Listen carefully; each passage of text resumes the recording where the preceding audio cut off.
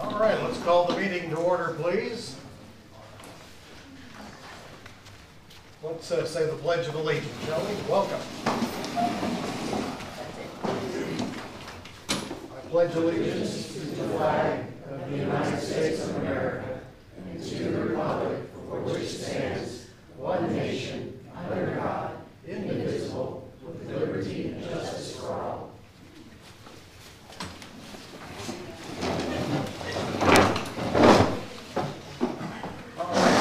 On our agenda this evening is to receive any conflict of interest statements from any board member, committee member, etc. Anyone have any to turn in? No. Nope. Nope. All right. Moving on. First presentation will be with our auditors. You want to come up? Jeff Smith. And would you introduce your associate there? It's on. Can you hear? There's a button at the bottom. Lights up. Yep. There we go. Technology is not my thing. Alright, my name is Jeff Smith. I'm an auditor with the Jones and Hawley CPA firm in Corpus Christi. This is Nita J. Roche. She's our audit partner at the firm. So I'm going to give you a brief rundown of a couple things we're working on, some details of where we're at with the audit, and with some bookkeeping stuff we've been tasked with, just so that you're aware of what's going on, and we'll go from there. Okay? Anybody have any questions before I start? All right. Just going to give you a brief history over what we're doing, what an audit is, kind of some of the procedures that are going on. An audit is simply an inspection of a sample of data from the organization's accounts, typically by an independent body. Audit procedures have several steps in them. More or less, an audit is simply expression of an opinion about whether the financial statements are fairly presented in all material respects in conformity with U.S. generally accepted accounting principles. Okay. Some of the procedures that we go through include test of transactions, whether it be deposits, cash disbursements, journal entries, things recorded in the accounts, and direct confirmations of cash, receivables, and certain other assets and liabilities. That's more or less that's what we're doing. The audit that we're performing is for 2017. While we are performing the audit for 2017, we are also performing a review of the data for 2017 outside of the audit scope, and looking at 2018's data that was done from January through June. Current status of the audit, we're currently working on your cash accounts, your accounts payable, and your accounts receivable accounts. The expenses, your income, and your general ledger data has not been started yet. Okay, that's further along in the audit. As far as where we're at on the audit, we will be using previous audit balances to start your audit, except for the accounts receivable account and your builder's deposit account balances. We feel that those need to be verified before we can actually start with them. So that is delaying that a little bit. We're working on your 2 accounting software programs. Currently they are not balancing. So we are working on that issue to get it addressed before we can complete our audit plan. And the cleanup process is going to delay the audit, starting in some areas that we talked about, being the accounts receivable and builder deposit accounts, and that's going to take a little longer to get done, which will delay completion of your audit. Just so you're aware that it's not fully running yet. And talking about internal controls, we have identified that there really are no internal controls in place that we feel are working for the day-to-day operations. We are working to establish those internal controls for the day-to-day operations, and when the audit is complete, those should be complete as well. Okay. So that's really where your audit's at. It's in a lot of stages of work, but it still has a ways to go. As far as your bookkeeping updates go, what we found when we were looking at the books, we found several write-offs and adjustments that are occurring in the accounts. One of the main things we've been looking at. We found there are no policies in place for how to handle these corrections and write-offs. We've been looking at whether they are excessive, whether they are allowed, who's allowed to make adjustments, who's allowed to make write-offs. And we've been working with Jim and we'll be working with him further to set up policies in place so that doesn't continue to happen without knowing what the policy is. Just so you know, some of the write-offs of late fees and miscellaneous charges we have seen have resulted in well over $1,000 for some homeowners. Okay, so they seem to be a little large. And adjustments to accounts have been seen as well. As far as making the corrections to the starting balances, it's an ongoing process. We are finding and correcting errors to your 2017 balances and 2018. Some of the common errors we're finding are including just the wrong account being charged and duplicate entries being charged, so expenses being overstated. So we are working to correct those.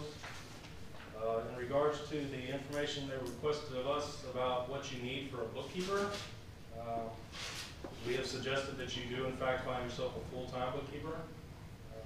To accurately do the work and review the accounts, you're going to need somebody there more than just a few hours every week. It's just not enough time, in our opinion, to be able to do the work and review the work. And if you're not reviewing it, then you're not really doing it. We've also suggested that you outsource your payroll. As far as we're concerned, it's cheaper and it's faster, and you have less liability. Okay, I can tell you that, and since the 2 months that I've been there, we have had to fix some payroll errors.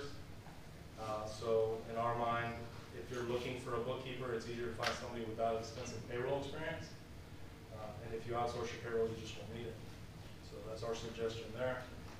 As far as operating checking accounts, you currently have 2. We're recommending that you knock that back to 1 operating checking account. You don't really need 2 accounts. It's just more work and more confusion as to where stuff is going. There is a builder's account that has a large amount of money in it that we determined currently that will have to be refunded, which is your deposits for the builders. That account is in some stage of reconciliation at this time. It is not accurate. That is one of the issues that we talked about with the audit, that we can't really start the audit until that account is resolved and reconciled. So that's an ongoing process, and it's going to take some time to get done. I believe there needs to be a budgeting process put in place for your books. I don't believe there currently is one. And so we're thinking that a budgeting process needs to be done. And then finally, I'm going to highlight some issues that we're finding with financial statements because I know everybody's interested in them. When we talk about financial statements like profit and loss statements, okay, compared to just something of what is your cash flow, and you're talking about what deposits you bring in compared to what your revenues are. Profit and loss will show you your revenue. Your revenue is booked at the time you bill your homeowners for their dues and their fees. Okay, that's usually in January of the year that you bill it. But if you're looking at cash flow and you're wanting to know what amount of deposits are coming in on a monthly basis, that's not going to be recorded as revenue. It's going to be a reduction in your accounts receivable. Okay, so it is 2 different things. I want to make sure everybody understands what they see when they look at these numbers. Is that you're not seeing profit, you're seeing cash flow. Okay. And finally, there's been some questions due to the balance sheet and why we haven't presented any balance sheets. First off, our firm and ourselves, we have not been tasked with producing any financial statements. Okay, we can assist you in generating your own financial statements from your software, which we have. But the balance sheet currently is not being generated, as far as I know, because there are some unknown balances and uncertainty in the amounts that are in those balances. Again, I will tell you about the builder's deposit account, which I don't believe is accurate, and also the accounts receivable account that I believe needs to be reconciled. At this time, I don't believe you could generate a correct balance sheet with those 2 accounts not being reconciled. Okay. That's kind of a highlight of what we're doing. I know it sounds confusing, I guess, sometimes, but that's it.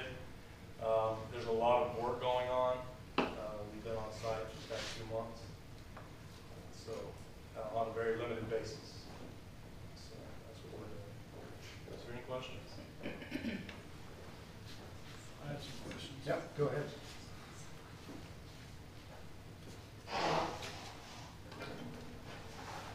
Hey, Jeff, right? Yes. Jeff, thanks for coming out. It's a pleasure to meet you guys. It's the first time I met you. I've got a few just general questions.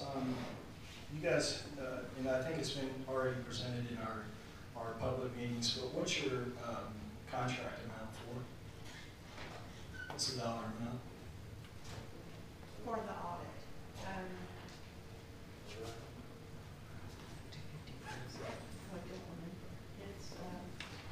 It's on the engagement letter. It's around 11,000. Yeah. I think And it's that's, around. yeah, around 11,000, and that's for the audit, preparing the audited financial statements, and also, preparing the tax return. Yeah, and, the tax return is due November 15th of 2018 for the 2017 year. So that is our really big push, is to get this done so we can file one tax return and not have to amend it later. All right, from an estimation of percent complete, what would you guys estimate out of that 11,000 that you're complete? What the tasks you can do? And you do understand we're filling in for the bookkeeper, that Jeff is filling in for the bookkeeper and getting some of those tasks done. But also, we have to have a starting point to start the audit, and that starting point is your trial balance. And your trial balance, because of uncertainty in the accounts receivable and the builder's deposits, we don't have a good trial balance yet. So that's what we're working on right now, is getting the trial balance together. But,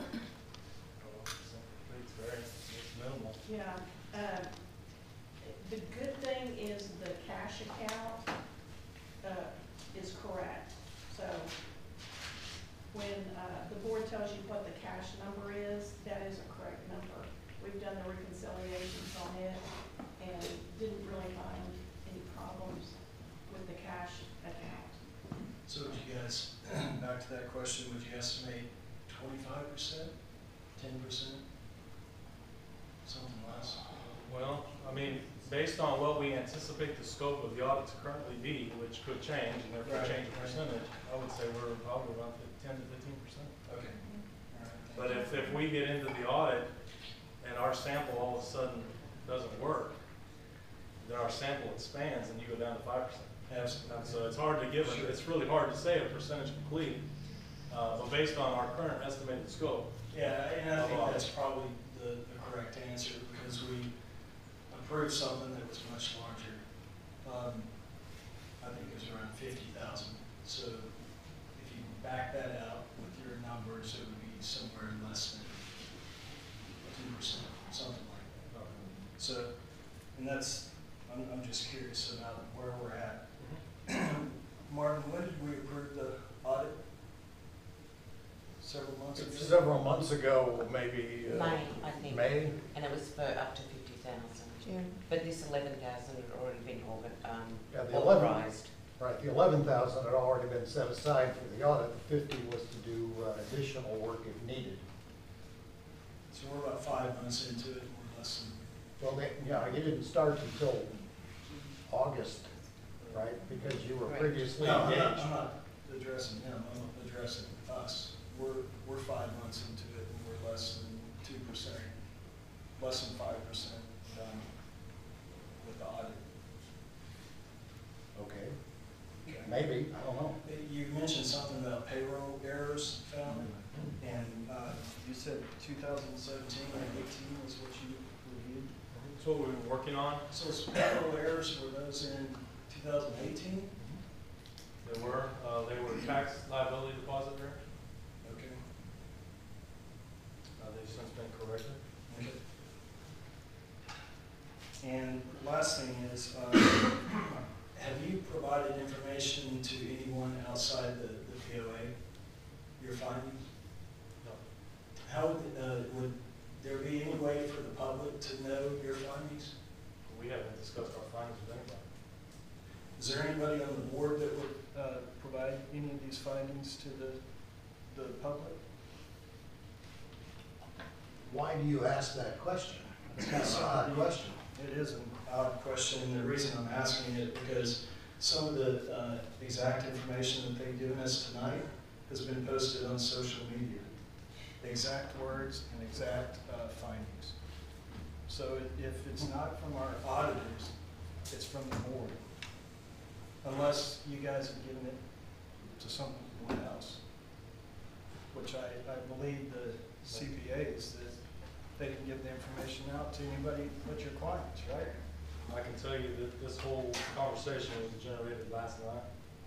I haven't given it to anybody. Yeah, I haven't discussed it.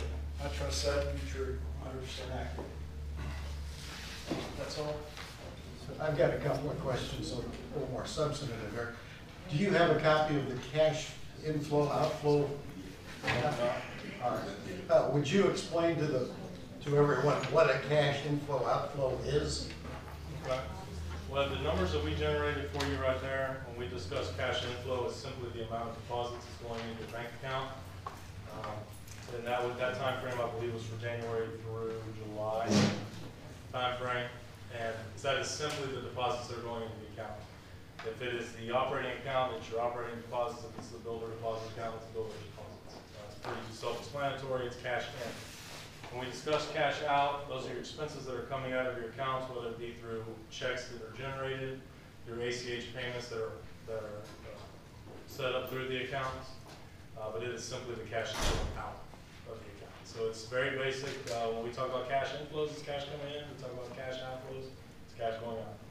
All right, so this particular form that you created says our cash outflow payments adds up to $1,259,078.05. Okay. The cash deposits $1,224,183.50, which means we have actually paid out about $35,000 more than we've taken in. That's correct. Okay. Now that's not necessarily bad because we had set aside money for the park and for this, that, and the other. So, but in straight cash, we're down 35 for the year. That is. And that came from the bank statements themselves. One more.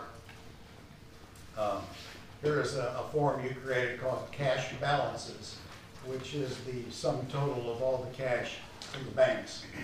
That's correct. Okay.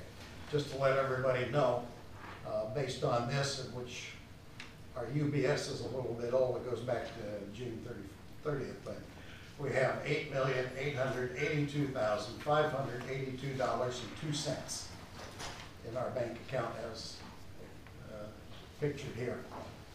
So, all right, very good, thank you. Yes. So just generally speaking, since you've been working on the books, have you found anything untoward? You know, I mean, I can understand having a different opinion on how the books should be kept and stuff, but are you finding anything missing or questionable, or just in the work that you've done so far? Based on what we found as far as errors that we see, I don't see anything that, I mean, if you're asking like, do I see something malicious? Do I see something? That's kind of weird. I don't see anything that looks like that. I think the errors that we found are just errors. I think misclassifications are just errors. Yeah. I mean, you could maybe perceive that there's a difference of opinion of how something's being classified, but I believe they're truly errors. We have not found anything that's going to be a huge cash swing, either as an expense or as a deposit. We have actually done account reconciliations on your banks since we've been here, and feel pretty confident with those numbers. So I don't anticipate that there are old checks lingering other than what we've already identified, or any deposits missing. We just don't see anything like that. So I don't see anything like that. Thanks for that. And on this builder's account thing that we're having such trouble with balancing or whatever, how are we going to get to the end of that? I mean, how are we going to balance that thing? There's been many hours spent tracking down everybody who had made a deposit, and those lists have been generated. They're going back now, going back through those same lists and determining who's been refunded those deposits.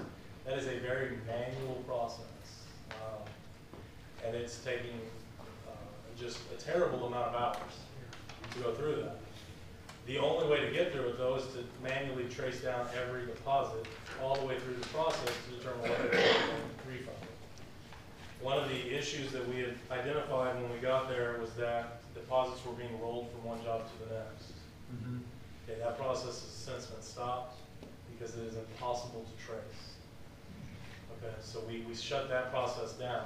There were other processes that I will really go into that we have generated as well that we could talk about, but in regards to this builder deposit, it is now a stop and restart. You don't get to transfer your deposits. It's not a good business practice. And it's since been stopped. And just for Grinch, sorry, what's the balance in that thing? What kind of money are you talking about? I believe it's listed on your paperwork under the American Bank 110 or 310. 310. 103,652. Okay, 103, gotcha. Wow, So- okay, thank you. Yes. Thank you. Yes, sir. So you said before that you've seen there were write-offs? There have been write-offs and adjustments made to homeowners' accounts, yes. Okay, and it sort of arbitrarily applied because there's no policy? We have not been able to identify some of the write-offs that happened, why they happened.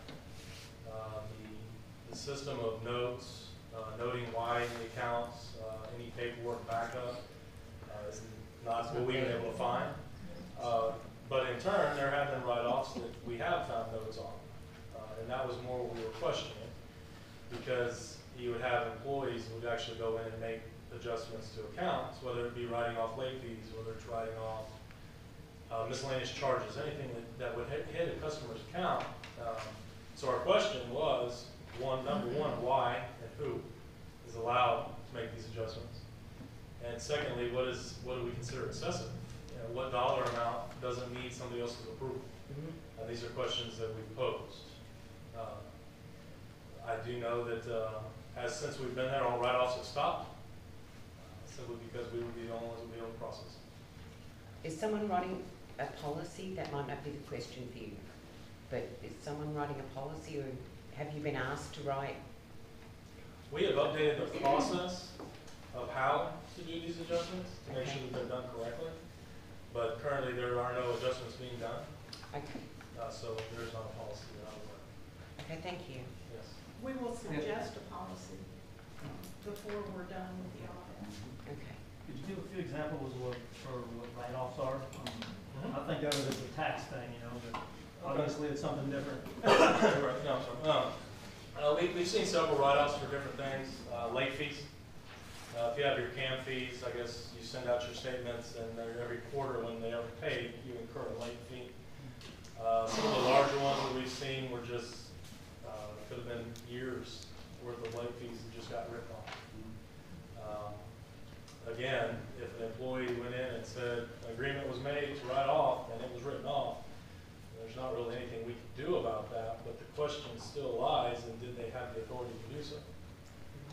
And why was it done? Who needs to approve it? Things such as that. So that was one of the questions there. We've seen miscellaneous charges, I guess fines. I think palm trees, I guess, would be one I've seen. That I guess the palm tree wasn't trimmed, and so maybe there was a fine, or maybe grass. Grass wasn't mowed, and an agreement was made that there was a reason, why, and that the fees were adjusted. So it's just fees that we've seen, and wanted to make sure that somebody other than an employee was being allowed or authorizing these charges to be written off, because it just makes sense. Thank you. Perfect. Yes. So Jeff and Anita, it's two-part. We're looking at developing structures and systems so that our accounting goes forward in a way that is in line with professional standards. And then you will be suggesting some internal controls so that we will not be in this position again, and things will, once we have everything ironed out. That's correct. Correct? Correct. We've actually put several policies in place since we've been there that just make business sense. We've worked on the accounts payable process heavily. make sure that approvals are getting done, that verification is being done before anything's paid.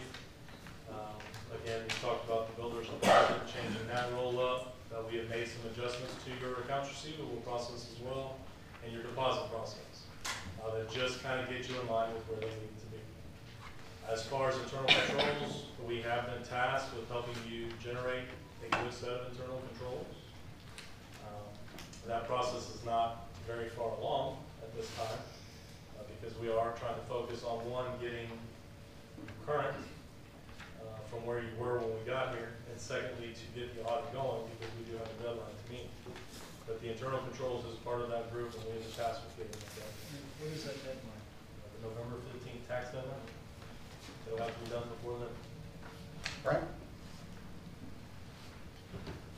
I have one final question that I want to circle back on because I think it is important. I know the CPAs are similar to engineers and attorneys and things like that on your clients and your privileges and things like that, and your ethical standards and all that. So I want to come back to the board. Has anybody, this is the first time that I've heard this report.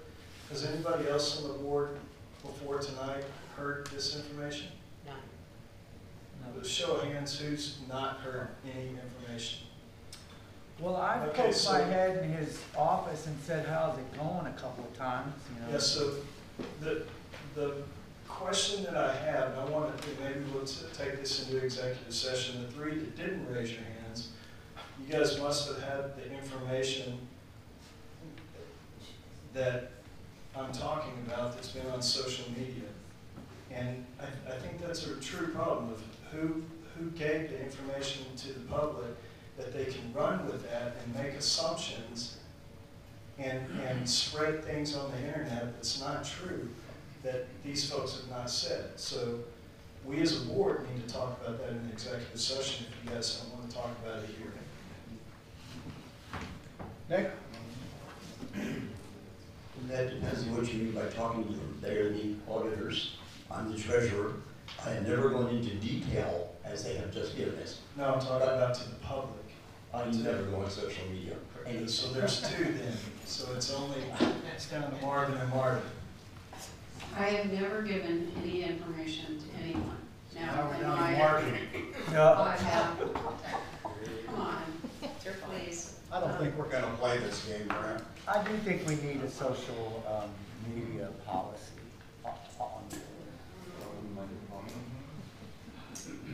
All right, let's move on. Anybody else have questions? Thank y'all so much. Thank you. Thank you. All right, next on the agenda, Billish Park. Craig, you want to come up and tell us all about it? Sure. Happy.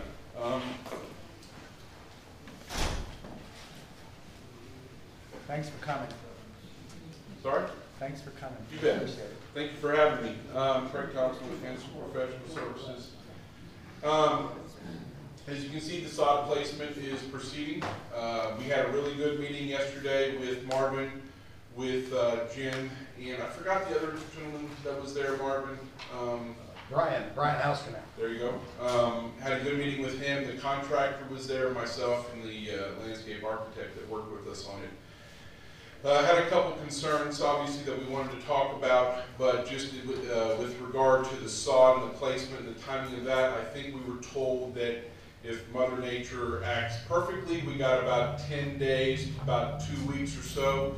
I'd like to give a little bit of fluff time for all of us to, on that, so maybe a couple, 3 weeks. So we're talking about middle October or so, the sod being completely placed. After that, we're not looking at too much longer of a delay after that, and the contractor will be placing down the pre-emergent, the herbicide, the first placement of that herbicide, which they were required to do within the contract. And so we're hoping within about 3 weeks or so, the park will be completely open, the sod will be placed, and we'll be working out any issues with irrigation and whatnot. We haven't done a final walkthrough on all the irrigation sprinklers and everything as they've been placed in the sod, but we'll be doing that when the sod's finally placed.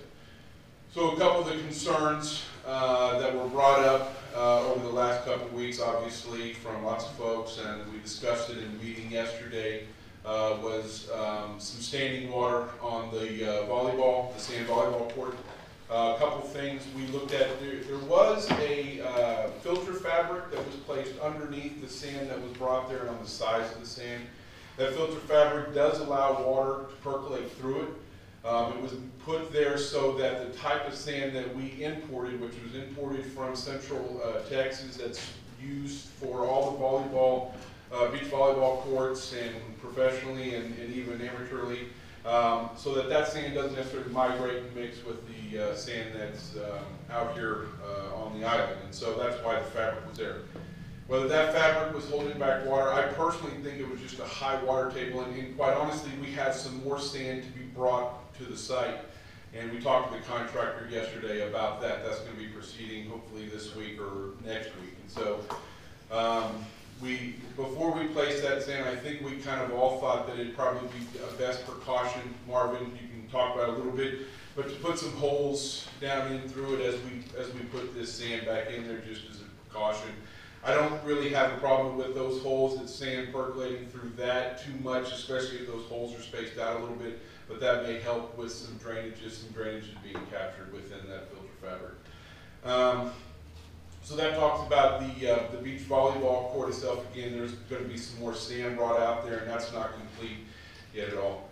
There was another item brought up about some grading baseball field, and we are requiring the contracts and the plans do require positive drainage there from the center of that baseball field out. I was out there today doing some novice surveying with the level out there, and we do have some grading to do. I sent a note to the contractor identifying some grades that we'd like to meet in the center of that baseball field so that we do have some positive drainage. So we'll be working on some of that grading activity coming up within the next couple of weeks. And then there was a mention about some ponding water in the playground. Now, we did not place any filter fabric underneath that or anything, and I just can only assume that with how saturated the soils were, with how much we were running those sprinklers for the sod, and it was completely saturated, believe me, if anybody stepped out there, it was completely saturated, which you need to be able to grow that sod, especially in the hot times. And then with the amount of rain we got, I just think, the groundwater table probably got so high. But we're looking at the volleyball court. Hopefully a few fixes with that and some more sand, and we move on. So, any questions from the board? Questions?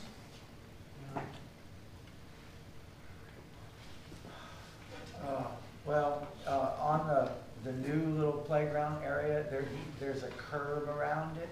It's Right. not letting the water flow. Well, I mean, that curb has been there Right. since they built it. Right. And it may not let the water flow necessarily to the side, but quite honestly, I think what you've seen, and there's when you just get the amount of rains that you guys had out here, and we all had, and you get saturated conditions like we had. I mean, remember, we were running those sprinklers 24/7. We were running those sprinklers. So there was nowhere for water to go.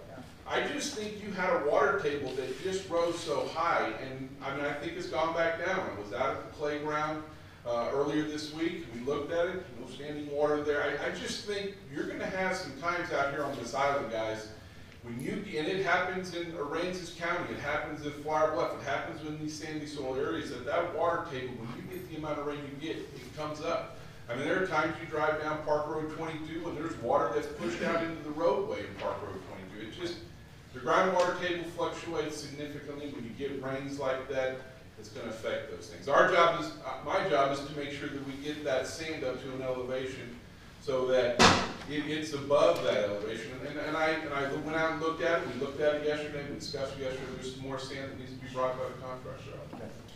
But as far as the curb, it's been there. I just think your groundwater table got so high. I don't even think if that curb was gone that it would have really gone anywhere. Okay, thank you. I was going to suggest we cut some holes in it. Well, a concrete curb along the playground may not be the... Probably not. Right. I think there was some sidebar discussion, not part of our contract or anything, yesterday, and I Okay. think, your leadership's looking at that. Okay, thank you. Thanks. Didn't we discuss ways to remedy that, either remove the concrete curb entirely or find some rubber bumpers to put around it, that kind of thing? Right, yeah, absolutely. I think you mentioned those two items. Removing it completely, I'm not sure that's necessarily the worst of things, but, some sort of edging there may be necessary. I'm not sure if it's necessary. I don't think you're going to get the mulch migrating into the sand. You may get some sand migrating into the mulch, but I don't know if that edging is necessary there. If you were to keep it like you have it, then yeah, I would suggest something. I think we discussed something with a softer edge than concrete. Jim, didn't we begin to look into that? Have you started looking at rubber baby bunkers or something? Yes, we started looking at either putting rubber around the curb, or as Marvin said, perhaps removing the curb and putting something that is much softer and more pliable in its place. So those are two options that we've begun to examine because the most dangerous thing, of course, is if somebody falls and gets hurt. And for an association this size, liability must always be at the forefront of everyone's thinking. And so the more we can do to reduce potential liability, the better off we are, and obviously ultimately that affects the insurance that the association pays for these types of things. So yes. Brent? So Daryl just kindly reminded me, Jim, this is your first board meeting, and we failed to introduce you. Well, I'm sorry, I was waiting for his report to bring him out. Ladies and gentlemen, this is Jim Smocker, new executive director.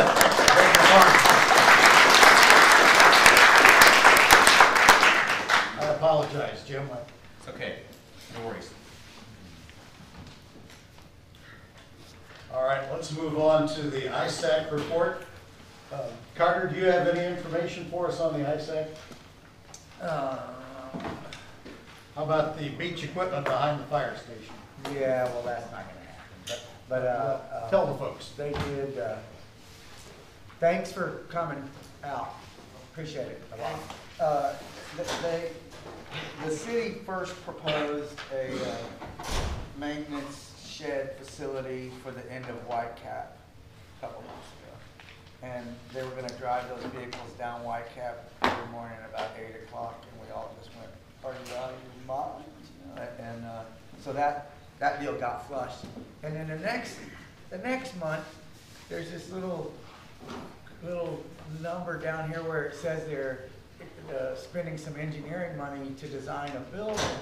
And I said, well, where's this going? And they said, oh, we're gonna put it right over next to the fire station on Commodore. Just right there. And I said, are you kidding? So anyway, it's not going so well downtown. And then Jay Ellington resigned, and he was the one who was pushing it. So I don't know what's going down at the Parks office right now, who's driving it, but we're gonna start working on this overlay committee. We're gonna relook at that.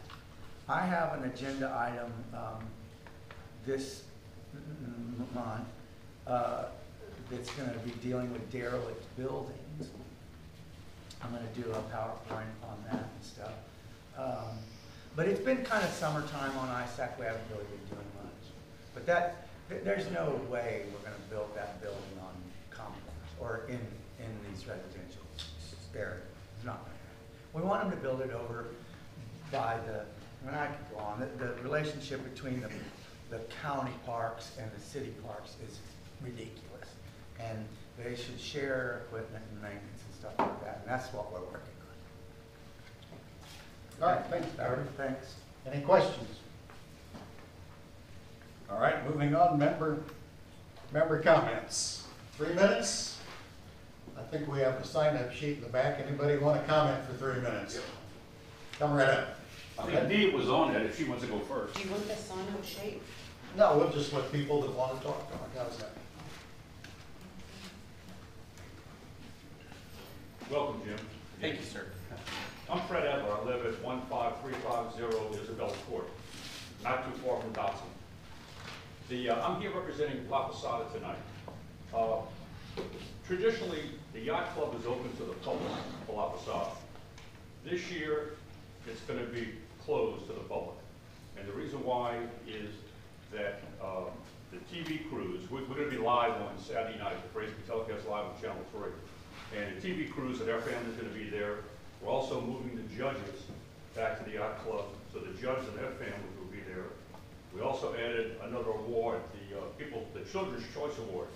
And we're picking 5 students from Seashore Academy to be judges, and their families will be there. So that's why we don't have room for the public this year. But I'm asking the board, they may want to consider finding a place for people to look at the parades, our people, the island people.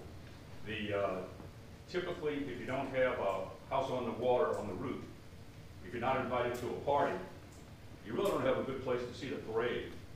We've identified some of the places that could possibly work, but we don't own those facilities, and we can't direct people to the property owned by other people. Some of them are the boat launches, this type of thing. So we're just asking the board to consider finding places or identifying places where island residents might be able to go to see the parade, and then making those facilities available to island folks, and maybe even supplying some restaurant facilities. I talked to Jay Ellington, and he thought that maybe he could get us porta potties at a discount rate or even complimentary. But again, I can't, this is out of my realm as La Posada, it's more than the board's realm.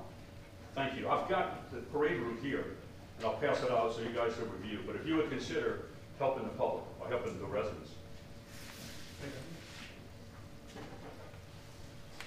Fred, one question, where would you suggest we put the folks? There's some boat launches out there, Marvin, that offer a great view.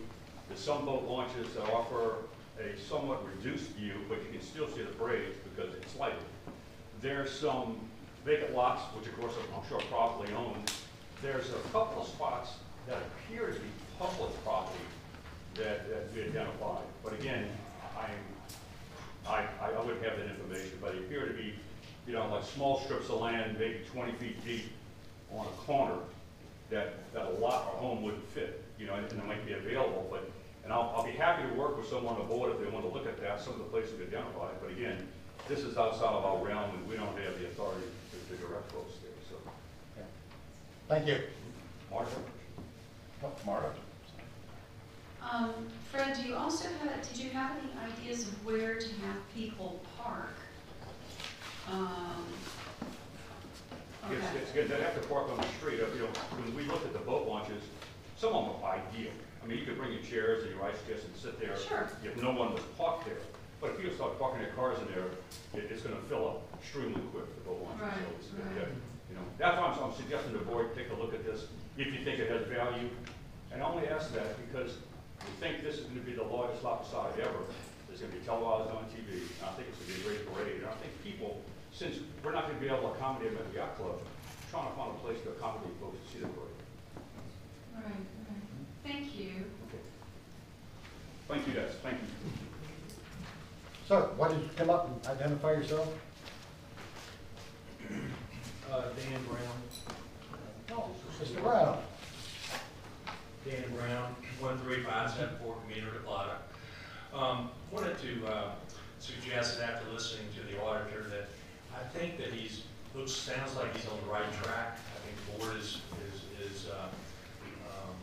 doing the right things with that. I think having a full-time bookkeeper is an excellent idea. It's going to make your life a lot easier. And the last thing is, Marvin, you kind of briefly suggested a board should have a social media policy. I think that would be an outstanding idea. And beyond that, thank you for all you do. I know you're not making a whole lot of money, and sometimes you reach this word. So thank you all. Thank you.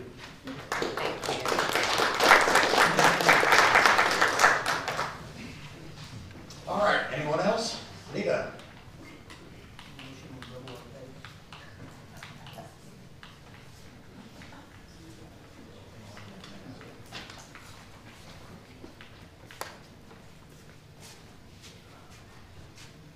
Is it on? It's on.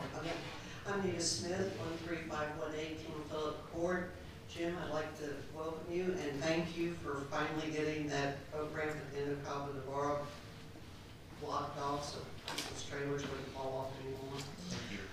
Thank you. Yes, we do, thank you. I'd like to say, to beg, whatever I can do, to ask the board to please get some navigation markers in place for the safety of the boaters.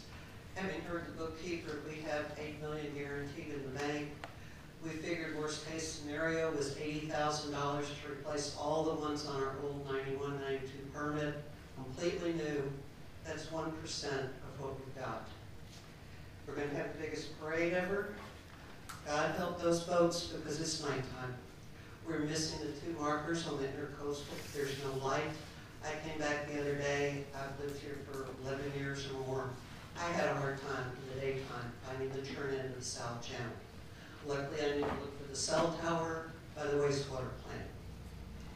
It's awful, folks. If you're not a boater, you don't know. But for the boaters, it's a danger. And it's 6 months now. We've begged, we've pleaded, we've done everything we can think of, and still nothing is done. So please, come to some conclusion to help the boaters. Thank you.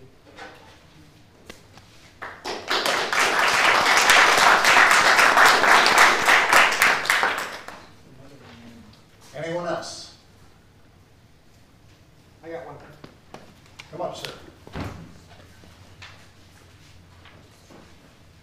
Hi, I'm John Myers, 13903 Eagles Nest Bay. I just have one question I didn't get out of the Billish Park brief was, when is the playground going to open?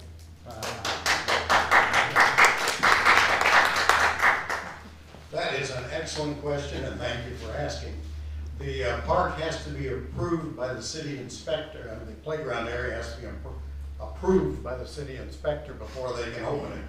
I have had the inspector out 2 times. He studied it and went back, and he won't tell me what his decision is.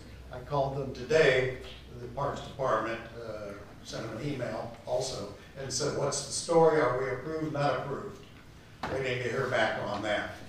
I think we all want to get the playground open as soon as possible. There's no reason to delay. It wasn't opened. The inspector came out when it was under a foot of water and sloshed around out there and said, I can't open this. Makes sense, huh? So as soon as we can get them to approve it, it will be open. And we'll notify Jen first, Jen Seymour. She'll be ecstatic, of course. All right. Good question. Yep. Okay. Anybody else? Sir? Just a quick question. That's probably already been explored previously. But what is the engineering standpoint of keeping the birds off of the park over here after it's finished? Sure. The sticker burrs, I'm told the approach to take is 1, keep it mowed fairly short so the sticker burrs don't grow up and bloom and then the seeds spread. So if you cut them down before that, that's a good thing. You keep it watered a great deal, and then herbicide. Those are the 3 things that the folks have told me. Certainly open to suggestion on how to keep the stickers out of there. Is that built into the financing for it? Or Yeah, that'll be built into the contract, sure. Our maintenance contract for it, huh? Cool. So can I ask your name? I'm sorry. What was your name? Jim Monk. I live at 13985 Fort Bay Drive. Thank you. Anyone else? Going once, twice, 3 times. All right, moving on.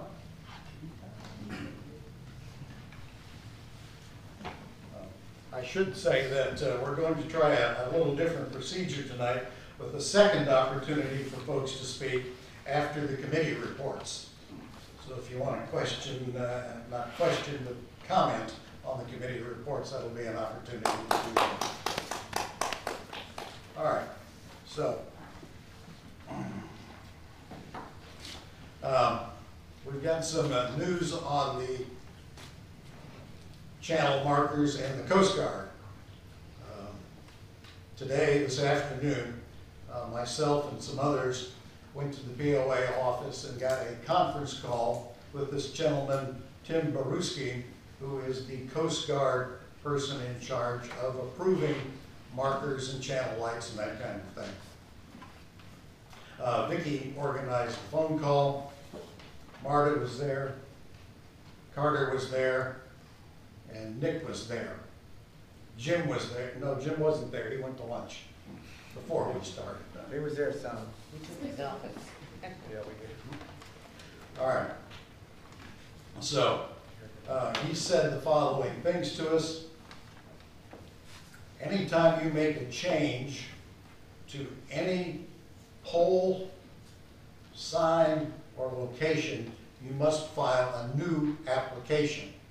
And the word application is a little bit misleading, but it's really a notice to the Coast Guard reporting what you've done or haven't done. That's the law. All right.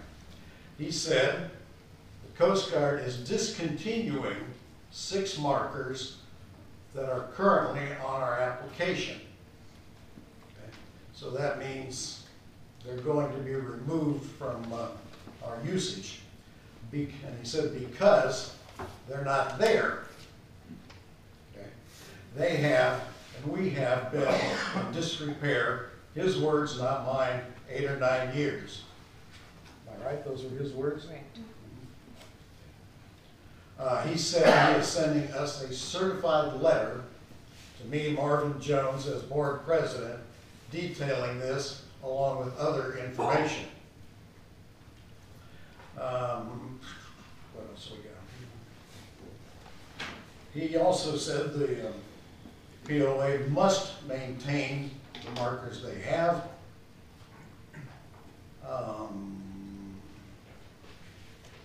He said he sent us an email offering us the opportunity for us to voluntarily discontinue those, which we did not do. And he all kind of wrapped up his conversation with, I will discontinue all markers if I have to. All right.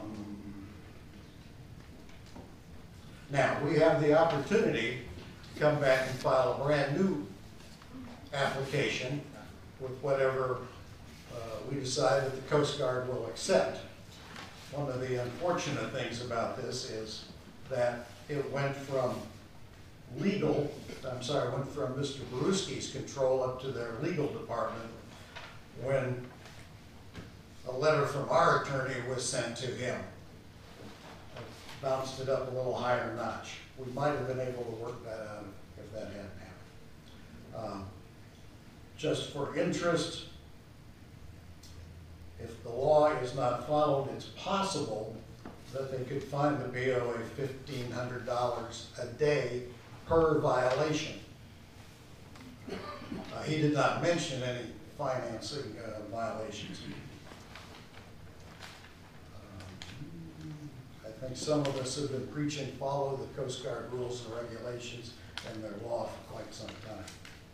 All right, so that's new today.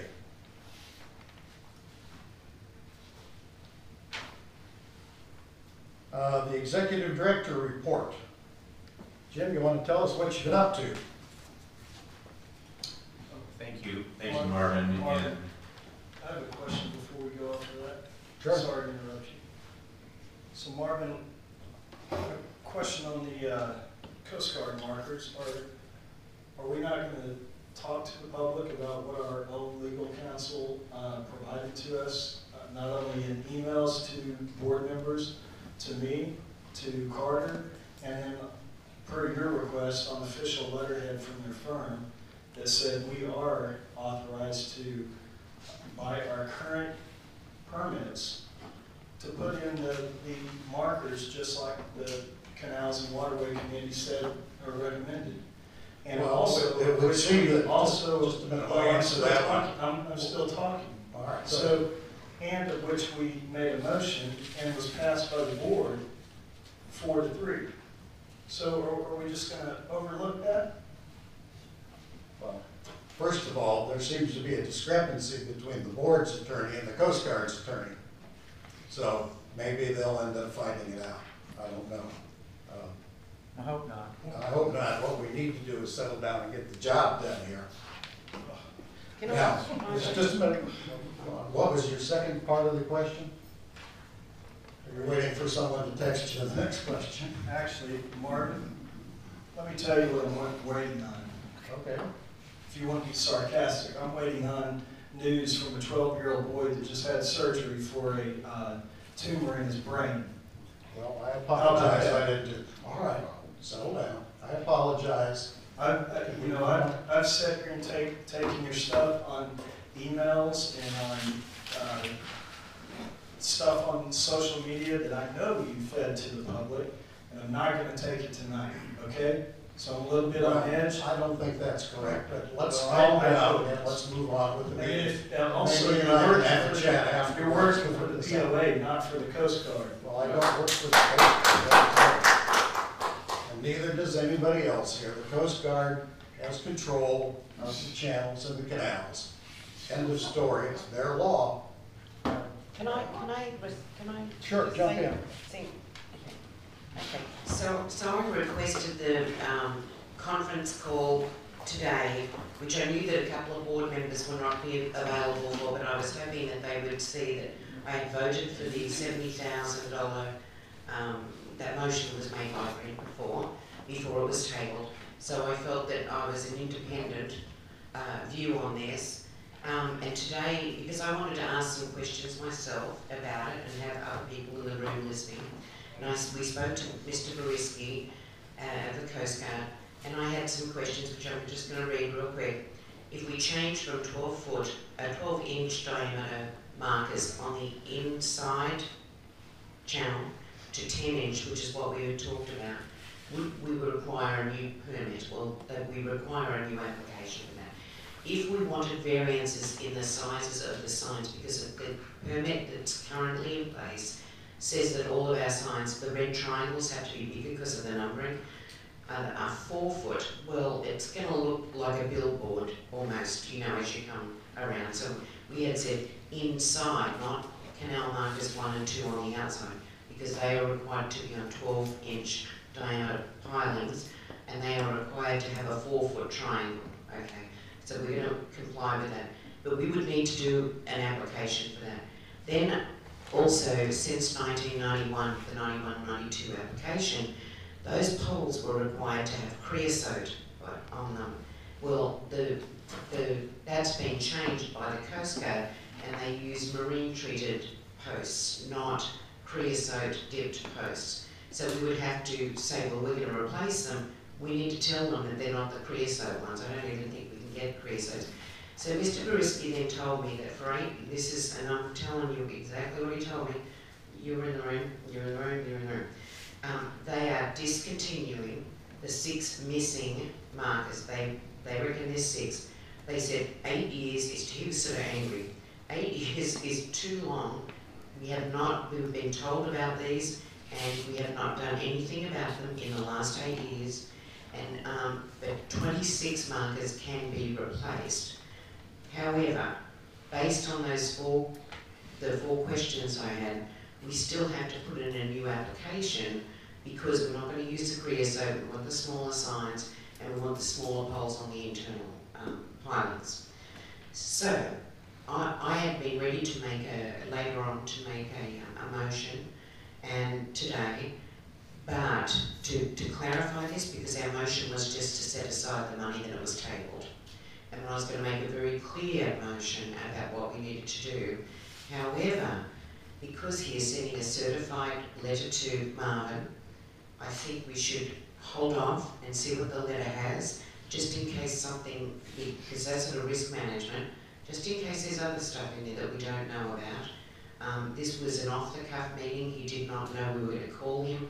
He didn't have anything in front of him, so he was just telling us. So I think it would behoove us to just hold on till we get the letter and the board see the letter, and then make a decision. And we can probably do that either via email or in a special meeting or something like that. Martin?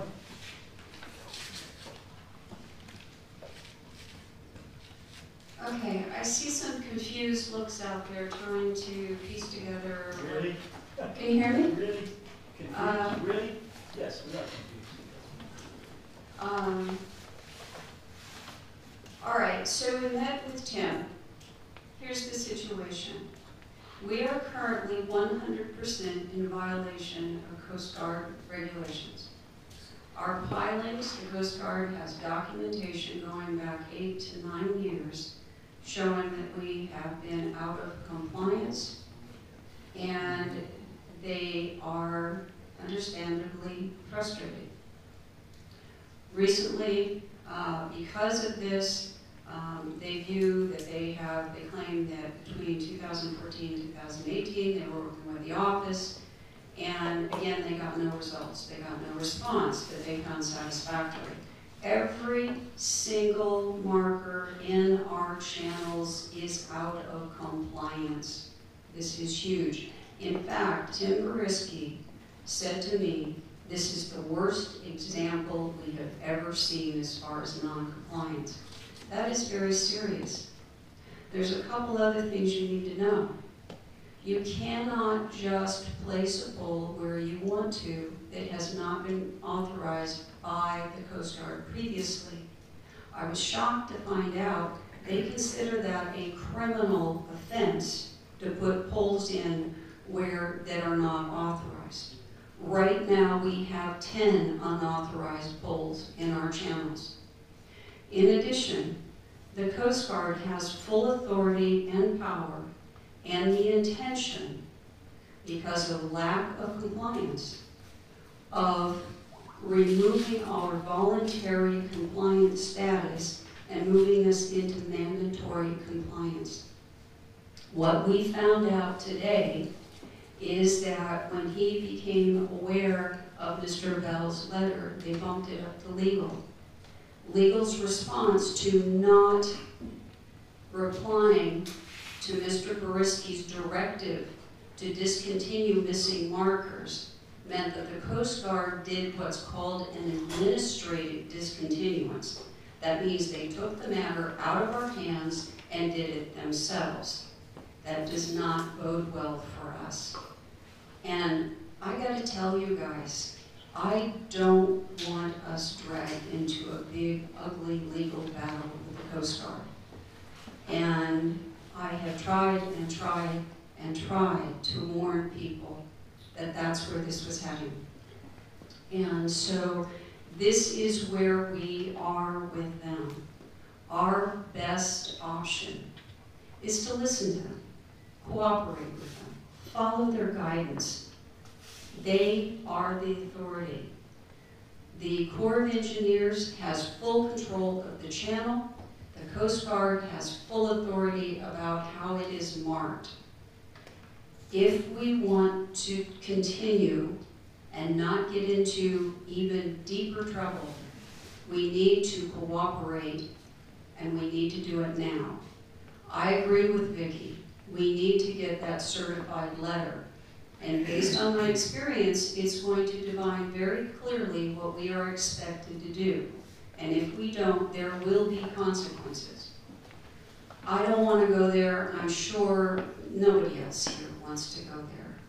Let's be reasonable. And I have to go on record. There's been several, as Marvin, Nick, myself. We cannot sign off on or support or vote for something we know is in violation of Coast Guard regulations or the law. We cannot do that. It would be a horrible disservice to this community. So I'm pleading with everyone, let's get the questions answered. Let's follow the Coast Guard policies and procedures. What some are not seeing here that's critical is the Coast Guard 2554, commonly referred to as the application, is merely a vehicle for updating what's called a light list, okay? That light list has to be accurate. It has to be. That vehicle allows us to move, remove, add, change navigation aids. It's an all-purpose document that allows us to do these sort of things. We have no choice but to do that because under Coast Guard law, we are not allowed to move a marker, remove a marker, add a marker, or change a marker without this application. Mr. Boriski has made this very, very clear, and if we do not cooperate, he will discontinue every single marker in our channels, and then we will have no choice but to say yes, sir, and follow their directives. Cooperation will get us a lot farther than arguing with them. I am pleading with all parties. Just cooperate with the Coast Guard. It will work out better for us. It will be faster, and we will get the markers we need in the channels. Thank you very much. Carter. Okay,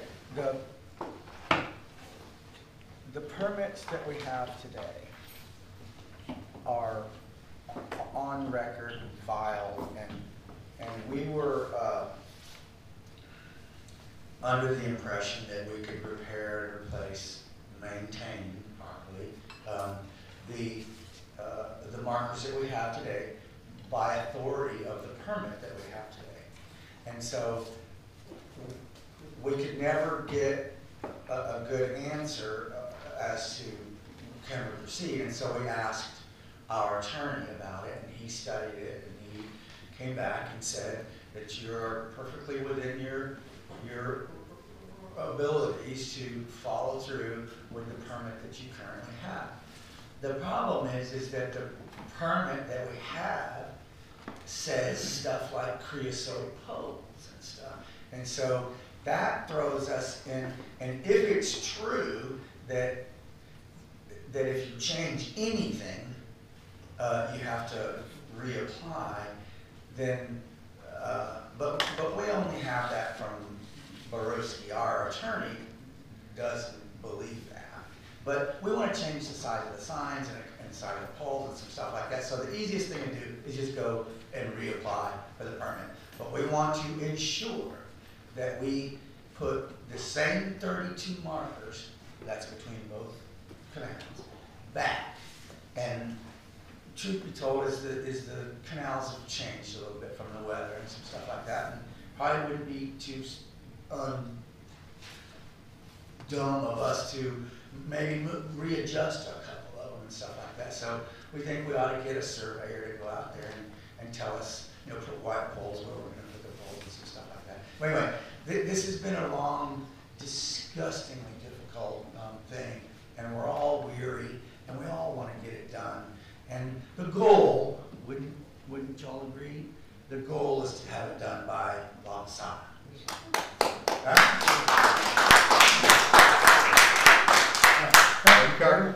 You could go on for days about the details on this thing, but it's been. But we want to comply with Coast Guard. As is putting in permits, it has been months that we have been discussing with the Coast Guard and bickering back and forth. If that letter will arrive, we no longer have a choice. The Coast Guard will tell us what to do, how to do it, and when to do it. If the board or another attorney wants to take on the entire Judge Advocate General Corps of the Coast Guard, I really don't think you should do this. They're going to send an inspection team, and that team will say, I'm from the government, I'm here to help you. That is not a good thing. Well, we already had direction from the Coast Guard as to what to do. We just couldn't get it going. But what is the motion that was successful? Remember, it was a 4-3. What have we ever? It was the 4 outside, north No, and that was south one. canal markers 1 and 2 on an 8,000 set aside, Right. and Blues Coastal Construction. But there was another one. We're doing. Right, the original motion was to get approval and bids for repair and maintenance of all the markers, and we have that, so we're ready to go with it as soon as we can get past the Coast Guard's immediate letter coming in. So it would be silly on our part to go out and start planting poles until we read the letter. It should be coming shortly. it's out of Mr. Peruski's hands, who was able to negotiate some, but once it goes to legal, once one lawyer gets involved, the other side always gets the lawyer involved. I can attest to that from years of experience. All right, anything else? Brent? Carter, to directly answer your question, the motion was to support the proposal by the Canal and Waterways Committee as proposed and per our permit. It passed 4-3, and that was over 6 weeks ago, 5 weeks ago. So it's actually very similar to nothing being done on the audit, nothing being done on the park, nothing. But what do we do about motions that were passed that were not? I mean, how do we fix that? You just live with it. Well, we've completed the first motion, okay? The second motion, we've got several motions in here, and I'm a little confused on what is what, so maybe our secretary can tell us where we are. Yeah, so the first motion was June 26th, and it was Marta who asked for a motion to obtain multiple bids for a maintenance contract to replace or straighten pilings and install signage on a per pole basis, and that was carried 4-1. Nick seconded it. That's the one we just got the bids in, apparently. And then we had one, and this was July, the last meeting, July 24th. Brent had a motion to fund the $70,000, which was the initial Canals and Waterways version 1, I think, to replace the current canal markers. Carter seconded, amended by Nick. It said motion to table Brent's motion so the board can get together with a deadline of 2 weeks to decide who in the Coast Guard we have to talk to and exactly what sort of markers and signs we need. That was carried 5-2. Then we had an email vote, which I don't have in front of me, and I believe it was Marta's motion to replace the 4 outside North Canal, South Canal markers 1 and 2, so just those ones right on the outside. And we had an $8,000 set aside for that, and a contract with Blues Coastal Construction. They had no contract. Oh, I thought we had him bid it. No, it had not been bid. Okay, he bid something, but anyway, okay, that's what I thought it was. There was an email. Hold on. And wasn't there another email? Yes, There was another one after this. What was that one? I'm sorry. The motion that passed, which was to support the Canal and Waterways revised proposal to repair or to replace the markers that are out there as per the permit and as per their proposal. Who voted for that? Me, Daryl, Carter, and Vicki. It passed 4-3. So here we are. Motion's passing. Well, let's kick the can down the road 2 weeks. And then Bruce, he gave us some leadership in a letter, which is what prompted Marta to replace the outside core, and we were headed down the road. And we'd have been fine with them if we'd have gotten started. And now, no, we're in poo land. No, you have to file a new application. If you lose one, if you replace one, no matter what you do, any change whatsoever, isn't that what he just told us today? That's what he told us. Yes, and we've all, some of us have known that by reading the law for quite some time. So there you have it. Now, once we get this letter, it will be time to move forward here. I would very much like to be able to keep my word to Fred that we get this done by La Posada. Especially since we have a TV commitment, Yeah. and it's going to be the longest parade ever. All right. Yeah. Go ahead. It's one thing to have a motion that is approved, which is great, that's just fine, but we still have to follow the Coast Guard's procedures to accomplish those things. And just to give you a bit of insight, the coordinates that are on our old permit that the Canals and Waterways would like to revert to. Not only are there problems with the sign and the creosote and the size of the pilings, but in several places, there are more than one marker with the exact same coordinates, which means they'd be right on top of each other. There are more than one coordinates. One is in a sand dune and two others are out 3,000 feet southeast of the North Channel. Now, hold on. There are problems with the coordinates. Now, we cannot change where we're going to put a pole without notifying the Coast Guard so that they can put that, because the coordinates on the light list have to be accurate. Now, if you want to argue the coordinates on it's very clear. There's some that have the exact same location, okay? This is what Tim Brisky is telling me. So, if we change anything, location, size of the pole, size of the sign, anything, even though we already have a permit, we are bound by law to file an application. So we are informing them of our decision. We can't take action without their approval, so they have to approve it. That's all we have to do. This is simply administrative paperwork, record keeping, because they have to know where the markers are, okay? So, Carter's right. Our best option right now is just give them the permit that they want, follow the procedure, let's get it approved, let's move on, let's get it done. All right, let's move on.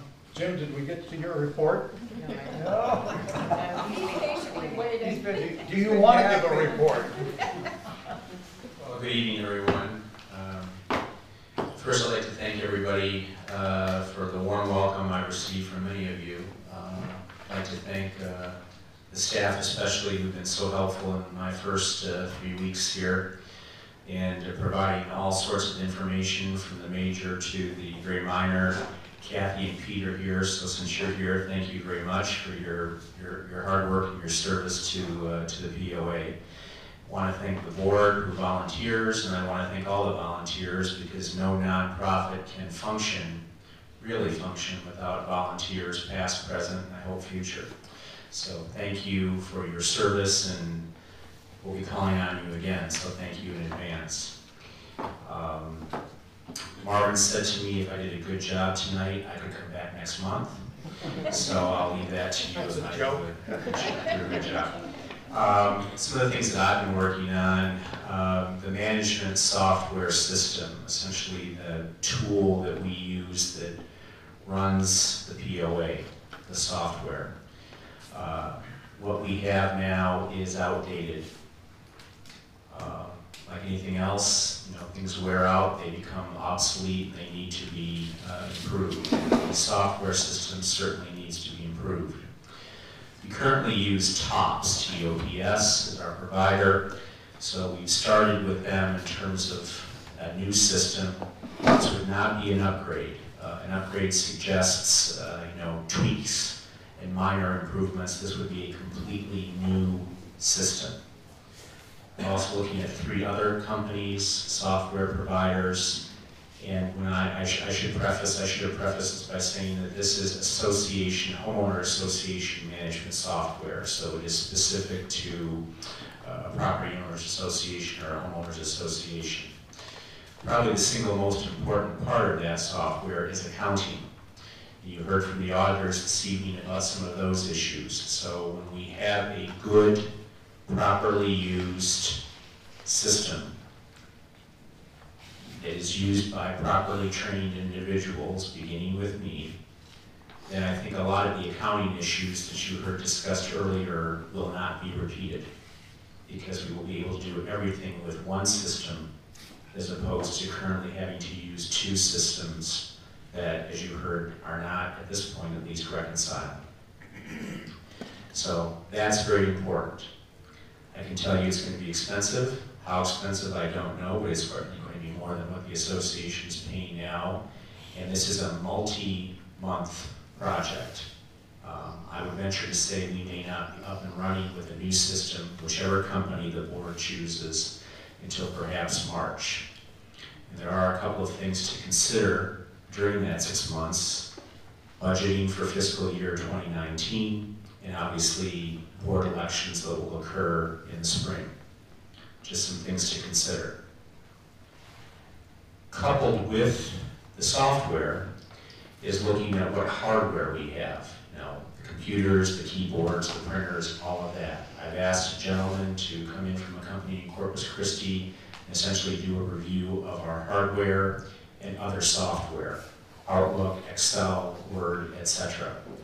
It doesn't make much sense to have a great new management system if we're using outdated hardware. So those two really go together. So we're going to be taking a look at that and asking the question, do we have what we need? Do we have too much? Do we have too little? You know, you want the Goldilocks just right. So we're going to be doing that. Someone mentioned Cabo de Barra. I made an executive decision last week to close the parking lot at Cabo de Barra for liability reasons. It's extremely hazardous out there. And I'd like to thank the folks, I don't see them here this evening, who came into my office last week and educated me on some of the issues concerning Cabo de Barra from their point of view as homeowners who have to look at it on a daily basis. So the parking lot is closed until further notice. Signs will be put up probably this Friday, so that if anyone has any doubt about the parking lot being closed already, the signs will basically tell them stay out, very bluntly. The ramp remains open, that's fine. We're going to have an engineer, a civil engineer, come in and look at the conditions of Cabo de Barra and make recommendations before we simply put something out to bid. We have people who, we have a bid to replace and repair the most significantly damaged areas of the lot. I think, and Marvin and I have discussed this, that having that civil engineer give a recommendation gives the association more security in terms of the ultimate repair. So we're going to be doing that. Bulkheads. Before I came down here, a bulkhead was something that was on an airplane or separated watertight compartments on a ship. I've learned that there is yet another definition of bulkheads. So tomorrow, I'm going to be on a boat, lunch is included, I'm told, to look at the bulkheads. This is something that we'll be discussing in executive session about personnel, but the bulkheads, obviously, as I understand it, are the most important asset that the association may have. If the bulkheads go, everything else goes. So I'm going to be taking a look at that and understanding tiebacks and washouts and cracks and caps and all of these fun terms that you know, but that I am still learning. So I will be doing that tomorrow. Again, moving along quickly, it was mentioned by the auditors about going to a third-party or outside payroll system. We are doing that. It's going to be $50 a month. I think it is money well worth it, and we will save time. We will save the cost of the auditors doing our payroll as they are presently doing. We will save the time for a bookkeeper in the future doing that. And certainly we will reduce any liability for any errors. You also heard that mentioned, by using an outside service. They will file the taxes, they will do the withholding, they will make sure that all of our obligations are met. And a nice feature for the employees will be, if they so choose, they can have their payroll checks directly deposited at the bank or credit union of their choosing. So that will remove the danger of a lost check or something along those lines. They know that the funds will be there on the effective date. So we are moving ahead with that. Lastly, I'd like to just remind folks, I know you're probably aware of this, but there is an organization, a veterans organization, Heroes on Water, or HOW is the acronym. They have used the boat ramp the Fortuna Bay boat ramp closest to the office in previous years to help the veterans, and it's a great event. It's a very therapeutic event for people, obviously, that put their lives on the line for all of us. So on Saturday, October 20th, the Heroes on Water will be back. They're going to be out there at the right hour of 5:30 in the morning, and they hope to conclude by about 1 o'clock in the afternoon. And as I mentioned a moment ago about volunteers, they are looking for volunteers.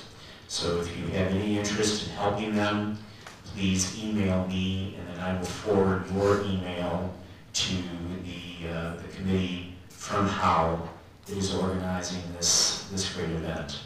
And lastly, I will give you my email address. Please understand that I can't reply to 5,412 possible email senders. I know, I'm getting soft in my old age. But I will certainly respond to all the emails, and that may mean that I take your email and I delegate that to a person who is smarter, more capable than I am to get you a better answer and a more accurate answer than my stumbling and mumbling around. So my email address is jim@pipoa.net. So please feel free to email me with your concerns, with your questions. I will just say up front that I may disagree with you. We may have a difference of opinion, but we can disagree without being disagreeable. And I will respect all opinions, all questions, even if I don't like them. So, does anyone have any questions for me? Is that appropriate, Marvin? Yeah, sure, the board members. Okay. Nope. All right, let's move on. Thank you all. Thank you, Jim.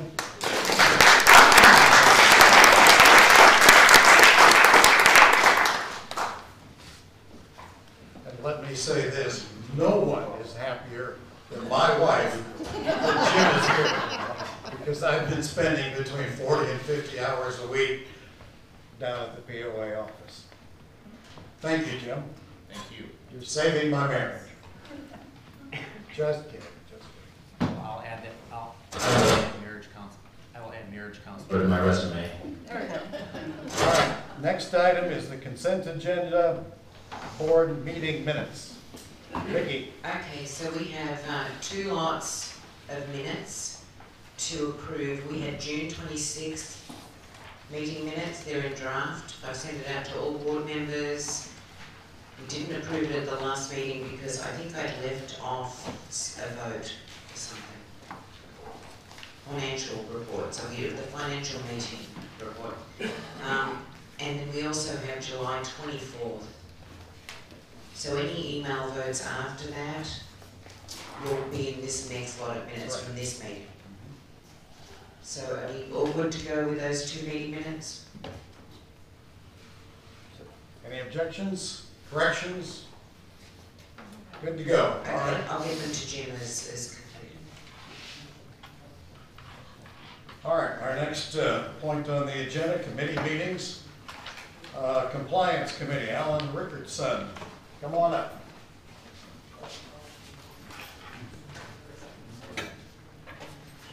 Hi, I'm Alan Rickardson. I'm on the Compliance Committee.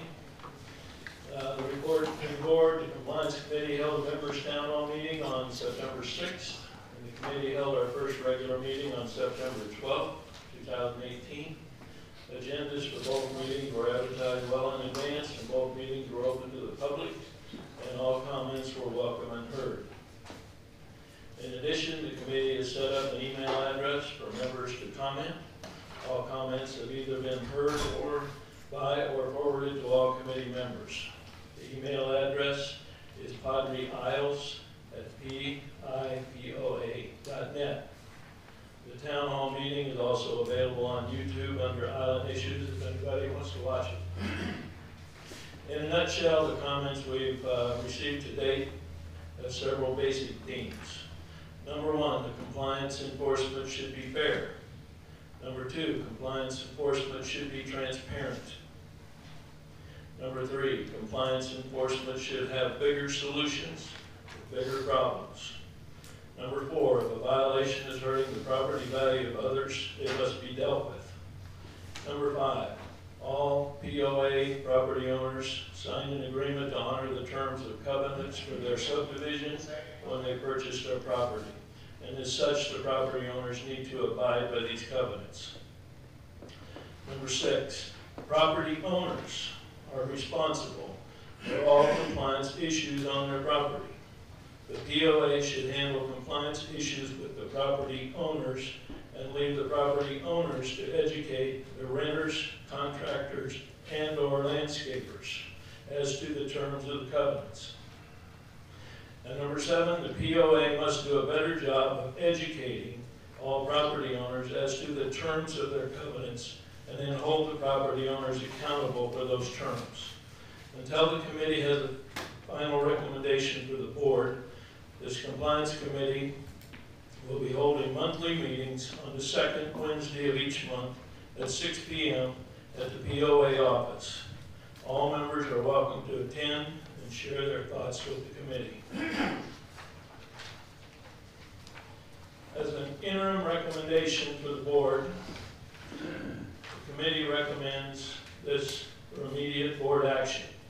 Number one, the compliance committee recommends that the POA board of directors immediately rescind the current board policy entitled Adoption of Rules and Fine Schedule for Padre Island Subdivisions, signed on November 22nd, 2016 by then Board President Brent Moore and filed with the Nueces County Clerk on November 28, 2016. Document number 2016049533. And secondly, the committee further recommends the POA board president immediately appoint a committee of one board member and 2 committee members to make recommendations to the board by no later than December 2018 board meeting as to the most effective and efficient ways for the POA to educate and/or re-educate property owners of their legal obligations under the covenants of the POA. This education should start with a notice sent to all property owners, along with the ballots for the March elections, as to the property owners' obligations under the legal covenants, and that the POA is going to expect all property owners to start following the covenants that they agreed to when they purchased their property. If all property owners follow the covenants, there would be no need for the POA to be involved with compliance. Any questions?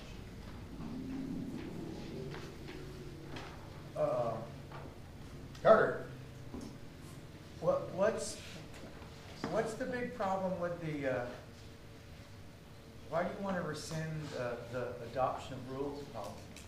Because we're coming up with new ones, and it's confusing members on what's what. Brent? So it's possible that they could be higher? Is that a possibility? What could be higher? The fine. The fines? The fines are going to be a hell of a lot higher. You know, the board approves them. The board, say that again? The fines are going to be a hell of a lot higher? Yeah, the board approves them. All we're doing is making a recommendation to the board. You can do with it whatever you like. So, Alan, what's a hell of a lot higher? $100? When you $1,000? When you get our recommendation, you can do with it what you please, but we don't have it finalized. We only had one meeting. But you have an idea? It's something? No, I don't have an idea. Just a hell of a lot higher. A hell of a lot higher. Marta? Alan, thank you for your hard work. Question. So it's my understanding, based on this, that this is wiping the slate clean, starting fresh, looking at procedures, looking at what our policies are going to be, and coming up with recommendations for the board. going forward. Is that correct? Yes. Okay. Thank you. And then those, in addition to that, what I see in this is that the feedback you heard from the community was to be fair, be uniform, and then to enforce regulations that make sense for our community. I know at the meeting we also heard of people concerned about renters, and my understanding is you are addressing all of these and making sure that our policies ensure that property values aren't harmed by violations. Would that be accurate? Yes, I think that's accurate. Okay. What we're looking at is all the way from, do all the covenants need to be thrown out and rewritten and re-voted on, all the way to grass in the front yard. But there's a lot of difference between a house that's fallen down next to somebody else's house and somebody's house that has grass in the yard next to somebody's house. And so big problems are going to have big fines is going to be our recommendation. Whether the board approves it or not, we don't have any control over it. It's a big task. All right, thank you. We're going to save all the questions until we've heard from all the committees so we can get all the questions going at one time. Next up, Architectural Control, Tom Cable. Come on up, Tom.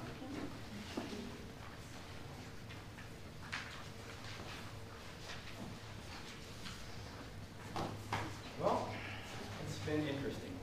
I haven't been out this very long, a couple of months now. And I think that the only thing I want to note about what we face that I've been surprised by is that we have this inspection that we call the 1,000-foot inspection. And what that basically is that you go out and you stand in front of a lot that's going to have a house look on. You look around and you say, is there a shingle roof in here within 1,000 feet that's going to be the same color as the application? Or is the way the front of the house looks similar to other houses within 1,000 feet? Well, what's been interesting about that is you'll go out there and you'll do your 1,000-foot inspection, you'll get the application, and you'll go out there and you'll write it down or make a copy of it, which you shred later, and go out there and, well, wait a minute, I can't find it. Well, that's because it's already mostly built. And so you're going, oh, well, that's great. And then the same thing will happen with a deck or a dock, or it'll happen with a retaining wall or something like that. And right now, our solution is, and this is not to complain about it at all, it's just what's in effect, is that, well, we just kind of approve it. Because what else can we do? Now, we're obviously going to change that. But it's just been a surprise to me how many projects you run into that are started or whatever. And so that's just something I thought I would just give you just to just let you know kind of the main thing that we are just kind of dealing with. Just getting to the committee itself, we have a good committee. We have a strong committee, I think, and we are adding to that committee with some more expertise. The members get along well. We don't agree on everything, and that's perfect, because you want people with different opinions, but basically we're all on the same page. So it's great, really. I enjoy every member that we have. Our next meeting dates are Thursday, October 4th, and Tuesday, October 16th. We have 2 meetings a month. Normally they're on Wednesdays, but we never seem to be able to pull that off. But that's when they're supposed to be, first and third Wednesdays. So anyway, included in those meetings, we're having rule revision workshops, and because we're kind of working on the rules. And all the meetings are open to the general membership. We'd love to have you come. You're welcome to stay from beginning to end, although some of it gets kind of dry at the end. But you're certainly welcome, and we'd be glad to have you participate. As a board-appointed committee, that we're under the supervision of the board and also under their directions. And we're servants of the board, and this is the board selected by the community. And in recognition of this board authority, the ACC has 3 requests of the board this evening, although I'm going to modify one. The first is that the ACC requests that the board appoint a 5th ACC member. We've had 2 applicants who were both excellent. However, we did have to make this decision. And our recommendation to the board, and it is only a recommendation because it's the responsibility of the board to appoint these members, is David Hoffman of 15210 Main Royal. And David's professional occupation, he's commercial construction management. Turn the page. He has a BS in Construction Sciences Management. He has a relationship with the Corpus Christi City Development Department and Code Enforcement. He's also under 30, and that's kind of nice because we have a different demographic and then also a different perspective, and that's kind of nice to have on a committee. And so that is our recommendation. The second request that we have of the board was that we were going to appoint an ACC chair. And that was going to be me, and I was going to appeal that if you would prefer someone else, I would appreciate it. In the interim, we've been negotiating, and Robert might decide to return because we seem to complement one another well, and personally, I think he has better leadership skills than I do. So we're working on that, so we're going to hold that if we could. The other thing is that the ACC wants to recommend a number of possible rule revisions for board consideration, amendment, and adoption. However, the committee dutifully requests that a vote should not occur. And of course, one of the reasons we're doing this, that's one of our major rule revision changes. Because, you know, just what everybody thinks, oh my gosh, they're going to make new rules. What do we need new rules for? Well, one of the rules that we're really revising is a process for board approval. And what we want to happen is that if the ACC is going to change a rule that we all live under, that the board can look at the rule, they can amend it, they can mess with it, but at the first meeting, they need to postpone it by motion to postpone to the following meeting. And that way, the public will have plenty of opportunity to comment. And so that way, we just don't have rules passed without everybody having a really good chance to do that. And I think as a result, we'll end up with better rules because the board will have more input.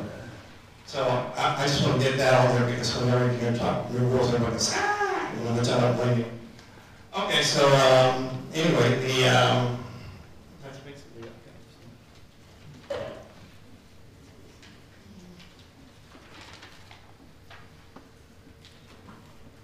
So anyway, obviously we have that recommendation in the guidelines that we're proposing. And that's all I have to say. The only other thing I have to say is that the board has packets about the rule revision, and I'm sure they're going to get this information out to the public soon. It would be the ACC's opinion that, you know, that information be out as soon as possible for the transparency that we all want to have. Does the board have any questions for me? I have a motion. Hey, Tom, could you just remind everybody who's on the committee? Oh, I think challenging for me. I might need help from Ray Moraes, Bill Poe, Robert Brusky, and myself. So, what are you asking us to approve tonight, if anything? The only thing I'm asking for approval is possibly for the recommendation for the new board member. And then, of course, obviously, I'm asking you to, the ACC is asking you to look at these rule revisions and consider them for adoption and amendment and whatever you want to do with them to help in the process.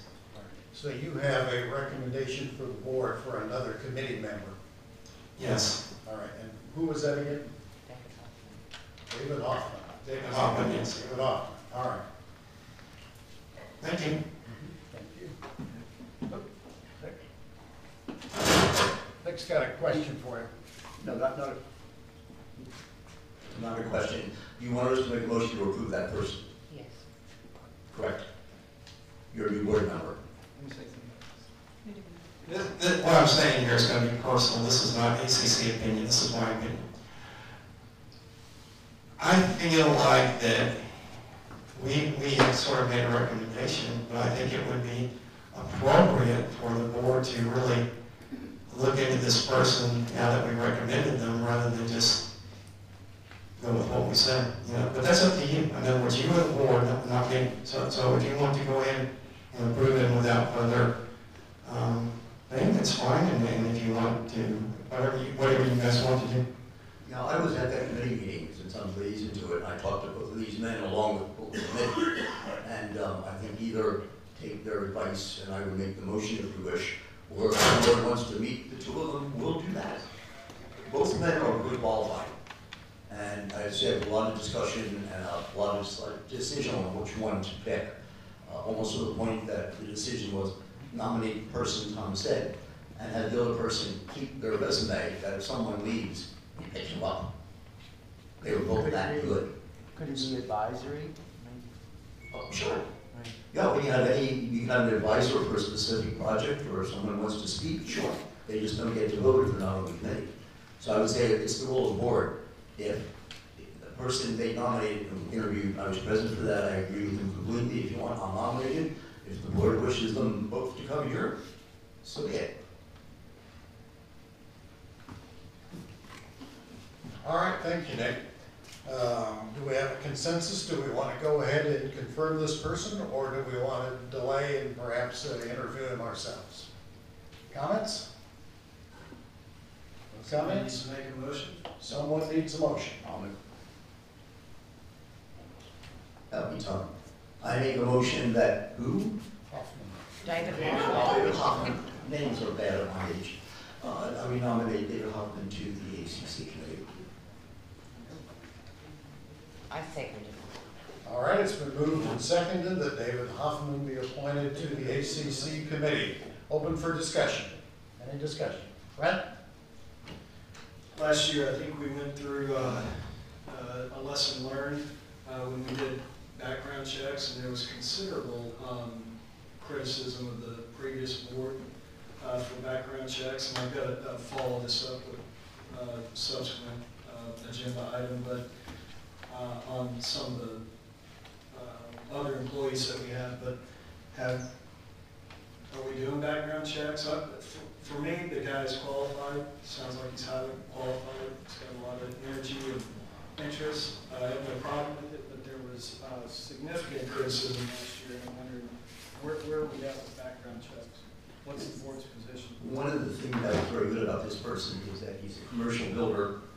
He does not work on the island, and he has contacts with other industries and specialties that builders on the island who do residential don't have. So that was one of the big reasons I really liked him, is he's commercial and does not work on the island and has contacts. Oh, yeah. But to your question, I give it to Marvin. Yeah, I'm not questioning his qualifications because some of the other folks that were questioned last year had great industry contacts as well. All right, speak to the background checks. The board has no policy regarding background checks. There's nothing in the board policy manual. There's nothing in the bylaws. And that is why it is under new business 11A. So we can discuss that tonight. I believe Ms. Perrin at one time was beginning to check into it, but never came to fruition. So, all right, there's a motion on the table. Any more discussion? I would recommend we take the advice of the committee. We've got a motion. There's a motion before the board. All in favor of taking the recommendation, signify by raising your hand and saying aye. Aye. Is that everyone? All opposed? Anyone opposed? It's unanimous. All right. Thank you.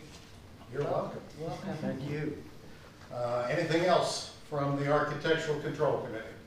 All right, let's move on to the Canals and Waterways Committee. Mr. Sargent.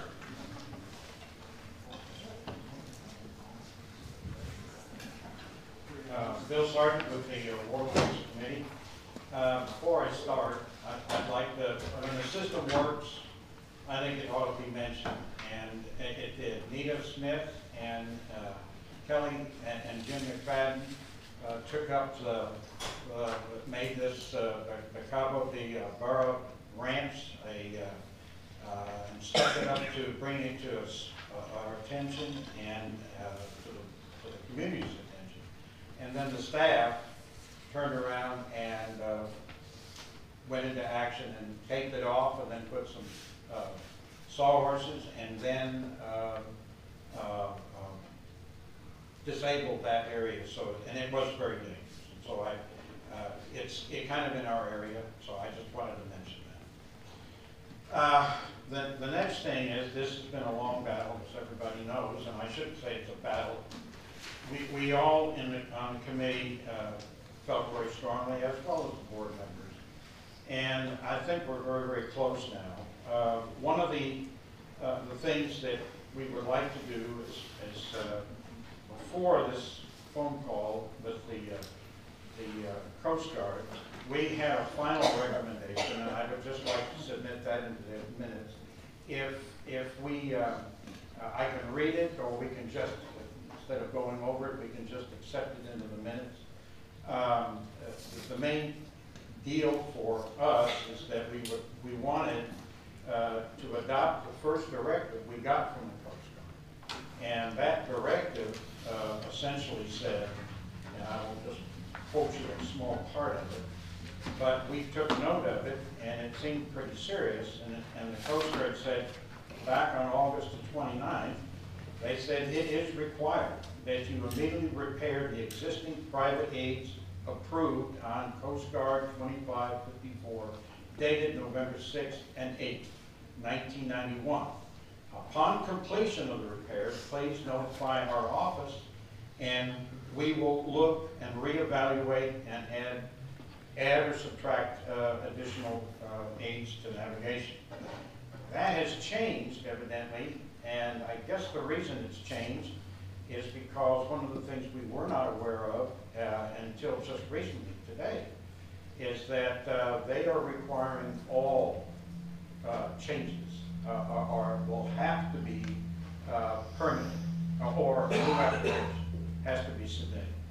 And we want this project to move on as much as anything. And we've had a lot of controversy. I think we want to, right at this meeting today, I think we want to put that to rest. And I think if we can all work together, and I think we had a really good indication with the board getting together and calling the Coast Guard and having a collective call, I think that was a big help. And so I think we're really in favor of this action. And hopefully we can get this done and move on. And yes, we can get it done hopefully for the Lapasai. I just hope we can. And really, that's our only report. Thank you, Bill. All right, thank you, Bill.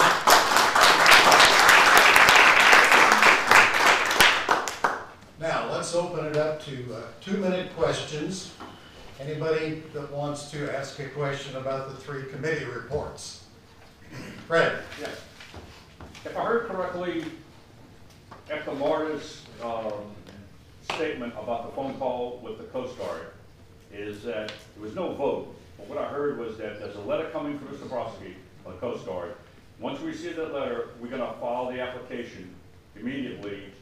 And then once they approve it, action's going to be taken and we're going to get the work done. Is that correct? But there was no vote on that. No, there's no vote on that at all. We didn't vote today. What I'm saying is, so is a vote needed for that to proceed? Is that when a letter comes in? We need to wait for the letter to see exactly what they're requiring us to do. Okay. Then we have bids available to go forward, and we need to submit an application to repair, replace, or use more posts, lower number of posts, whatever it might be. But we have to file an application. Theoretically, you got to get it approved in advance. Once it's approved, then you can go out and put whatever you're approved for in the channels. Lapasai happens in about 70 days. Yep. We're going to have boats going in and out the north and the south canals at night. And if, you know. We're going to try to make it happen as fast as possible. Okay.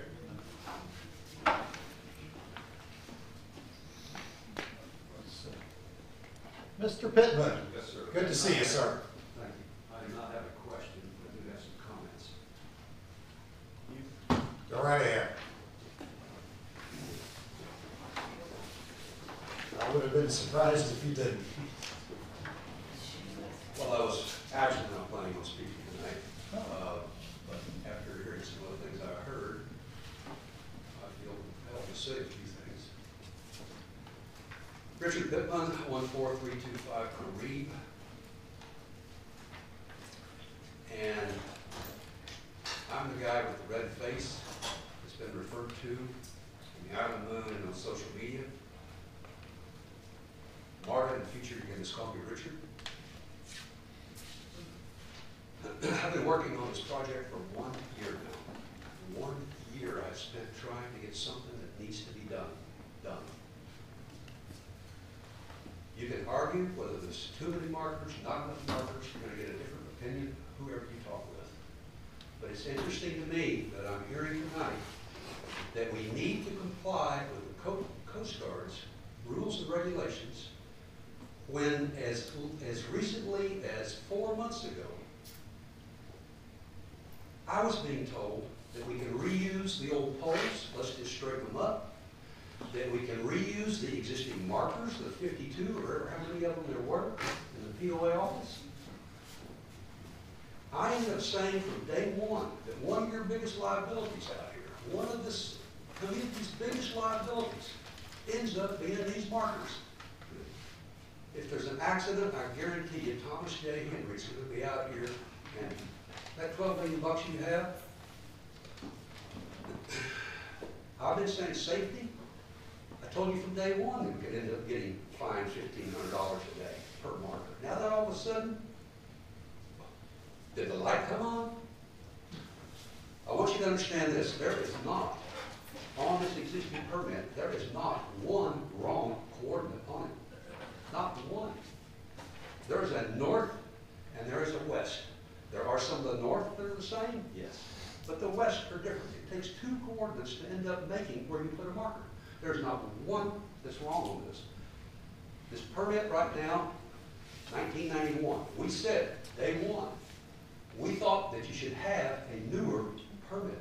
It's not good to have something dated 1991, particularly when the technology back then was Loran. It wasn't anything like the technology today. Okay, so if you're at the equator, a degree is 69 miles. A minute is 1.15 miles. Now the way the globe is, this changes as you go from north to south, but a minute is 1.15 miles. A second is 101 feet. We're, on this permit, we're at seconds. There are no decimal seconds. Decimal is where you start getting into within a foot. The way this permit's set up is we are within 100 feet. That's the way this permit's set up. Only when you get out into, if you go to the light list, only when you get out into the bay do they start going into the tents. Our canals are set up so that there are no tents on those minutes. So they are within 100 feet. You're over. This could have been done in April. We had a bid in April with the old board. We could have this done right now. This would be history. We wouldn't even been talking about it. We have wasted so much time and energy. It's very disappointing to me. I've got other things I say. Okay. Richard, sorry.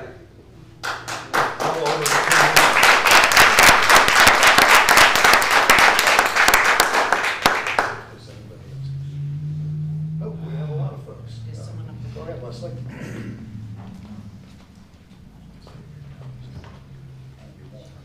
I just have one question. When you had such an important call today, why in the world did you not invite the members of that committee that has worked so damn hard and all the members of the board? I don't get it.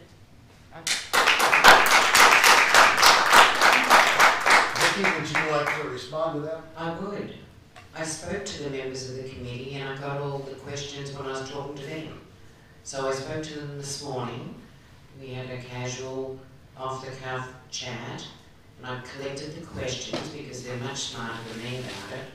And then I said, well, I'm going to have a meeting and I'm going to invite Marvin and Marta, because I've been told not to talk to the Coast Guard, or that there was only one point of contact, and I wanted everybody to feel that we had more things, so we did actually speak to them, so you're incorrect on that. No, but you did not allow them to listen to what the answers were. You didn't let them participate. Well, it was sort of off the cuff. All right, let's move on. Anybody else? Sir? Just one quickly, I think that Mrs. Sprout did a very good transparency description of what the markers are going to be about. She's going right, I say to Joe but she's going, this thing will eventually wind up, if we get them in, we've done the way the Coast Guard wants it done. To try to get into a legal battles with the government and the expense of that, just to try to change some things. Unless there's a huge difference in money to us, as the PR, you guys, the POA or us, I guess, of the difference in doing it the way the Coast Guard is doing it. Because in the end, that's the way it's going to be done. It's done from here all the way to Florida and then all the way up to North Carolina, the way the Coast Guard wants it done. And I don't understand why we're not just going ahead and getting it done the way the Coast Guard wants it done and get this thing behind us to look, and the liability is a very, monster elephant in the room that would happen. I'm sorry, go ahead. Sir, I think something that Richard said was pretty important, that up to a couple months ago, we were doing what the Coast Guard said. They approved what we were doing. And then it just changed when we had board members get involved with the Coast Guard. So now it's misdirection. A letter from our attorney went to the Coast Guard. And in fact, it's not that. It was when the board member got involved with the Coast Guard that now they're coming down with new delays and requirements. So. All right, other questions? Tom? I have something that I thought would complement what the compliance committee was wanting to do about removing the 13 standards. Before those were written, since then, the city has come out with a new city code. And the new city code is much more well written than that international code, and it actually has things that are very well written that really reflect most of the 13 standards. And since we're going to have to follow the city code anyway, I thought as an interim measure, just to indicate that, of course, we do want some enforcement, certainly we're going to do city code, maybe those city codes could temporarily replace the standards because they're city codes. I mean, we're going to follow them anyway, and they'd just be in there just to indicate that certainly we want people to maintain their property. It would be harmless, but it would indicate that we're going to do something. Just a thought. Thank you, John. All right. Joe? Yeah, Joe Megarini, I'm on the question. He said temporarily replaced. The city code is there. It's law, it's code. We have to abide by it, we have to comply with it, period. Whether it be before Rickardson's new rules, if and when they come up with them, or after, the city code is there, period. So we have to comply with it. That's my comment. One other thing. On the architecture committee, my understanding that you said, gentlemen, that a lot of times you go out with a blueprints or an application that's been submitted to the ACC, you say, well, what am I approving? It's already built. Am I correct? Yes, that occurs sometimes. Not Okay, all the let time. me tell you, folks, even sometimes it's not good.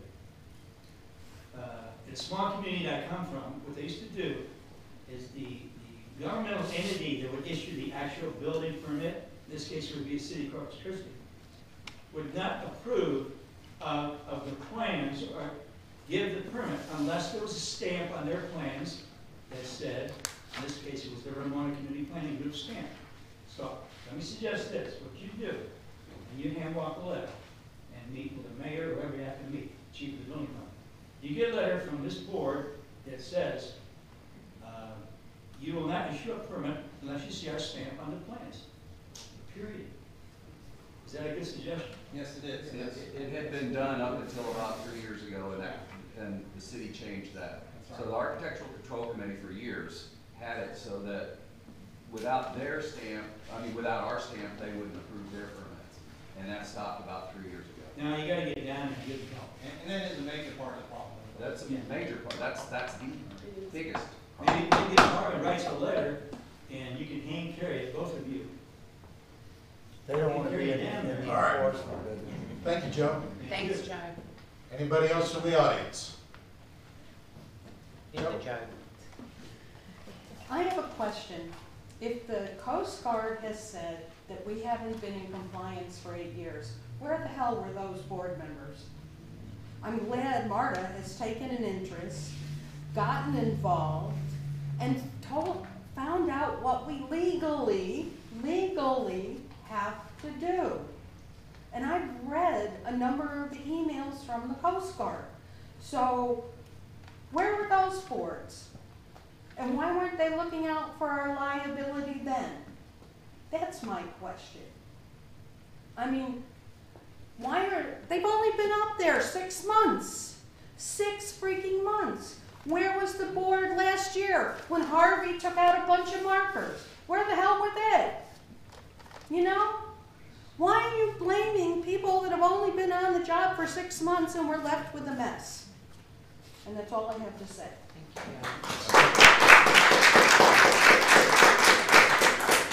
Marta, last word here. Hi there. You're next. Okay, a couple things we want to fine tune here. Richard, you're right. In the beginning, I didn't know anything about channel markers. And I was questioning whether, can we reuse something? Can we reuse, we have 51 day boards in our shed that are going to go into a landfill because we can't use them. So I did ask the Coast Guard, can we use these? And they said no. And my response was, yes, sir. Thank you, sir. And so I immediately moved on in an effort to understand what the Canals and Waterways Committee has been doing, because our job, all of us, all of these people, every person at this table does spend time reading and trying to understand proposals, because you didn't elect us to rubber stamp something blindly without reading it and understanding it. That's how we get ourselves in trouble. I don't want to do that. So the Coast Guard made their recommendations very clear. Okay, move on. The coordinates. Richard's explanation is really good, and when you get into these seconds, you can go down to 1/100ths and 1,000ths of a second. Now, the Coast Guard doesn't require that kind of preciseness, but maybe Richard has a different document than I have. But the permit that was sent to me, that is our operational permit from the Coast Guard that was sent to me by Tim Boriski, shows 3 markers that do not have longitudes. So in order to get a location, you have to have the north and west locations, or you got nothing to work with. Now, maybe Richard knows something I don't, but the point is, it doesn't matter. Folks, anything we change on that permit still requires an application. Does not matter. Okay, the other thing is point of contact. How did I wind up the point of contact? I have asked myself that a whole bunch of times because that was never my intention. And what happened was, you can imagine, you're head of the entire 8th district, and you've got 4 or 5 people calling you asking the same questions. They don't have time for that. And he said, Marta, I'm really grateful that you listen to me, you don't argue with me, this is good, you be the point person. And I said, again, yes, sir, I am happy to do that, sir. That's how I came to be this. Getting mad at me is shooting the messenger. All I wanted to do is pass things on. So, final last thing. Brent,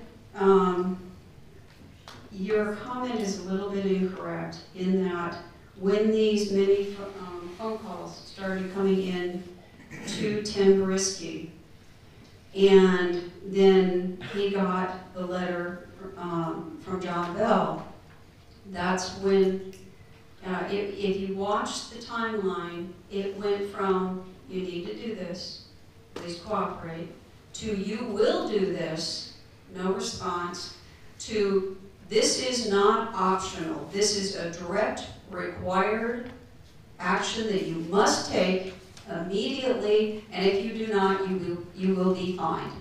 Not you might be, you will be. It was very, very clear. Then came John Bell's letter, then it was bumped up to legal, and then we got today the news that what they did is we did not file the discontinuance for the missing markers as we were directed. Therefore, the Coast Guard took it out of our hands and did it themselves. They did an administrative discontinuance. This is not the road we want to go down. It is to our benefit to cooperate with these people. So that's, that's all I have to say. Thank you so much. Okay. The truth of the matter is this whole argument has been based on a few board members wanted to reduce significantly the amount of markers out there, all right? And that's what caused all this crap. If we have been in such horrifying compliance for 8 years, why did we just get put in the pokey today? Where the hell has the Coast Guard been enforcing? Have you ever driven your boat down Island Moorings 1.25 mile channel? They have 4 marks in the whole damn thing, and they're green, and they're not even reflective. I mean, there's way worse canals in this country and in the 8th district. So when Marta says stuff like that, it causes trouble. And that's why this has gotten so blown out of proportion. But we're going to get it done. We finally see the light. We have clear direction, and I guess we had to go through these machinations. Can I call a 5-minute recess? Well, we got one more back there. Travis, did you have something to comment on? Yeah, it's just like 2 questions. That I understand Vicki Marson was the liaison to the Canals and Waterways. Why was she the contact? There was going to be a designated contact with the Coast Guard. And so why did that happen? And second, that I can see, and I'm not an expert in canals and waterways, but it seems like there's this complete lack of transparency. The Canals and Waterways Committee, all those people, those experts with years of experience, simply wanted all the information from the Coast Guard immediately. You got those emails, you got all the contact. They just wanted those emails immediately, and it took like a month and a half. Why did that happen? It was a mess. It was my accent. They were concerned I'd have to talk to someone in Nolans. All right, let's move on. I don't know. I'd like to answer those questions. Oh, I'm sorry. Okay. You want to answer that? Okay, go ahead. Okay. Vicki does a lovely job. She is the liaison from the committee to the board. It's a different position. If you want to know why, just like what I told you a few minutes ago, Tim Barisky asked me to be the point of contact because he does not have time to deal with multiple people asking the same questions. Okay? I talked to him. He was nice enough for me. Yeah, I mean, he's a very nice. What's your other question, Travis? I want to make sure I answer it correctly.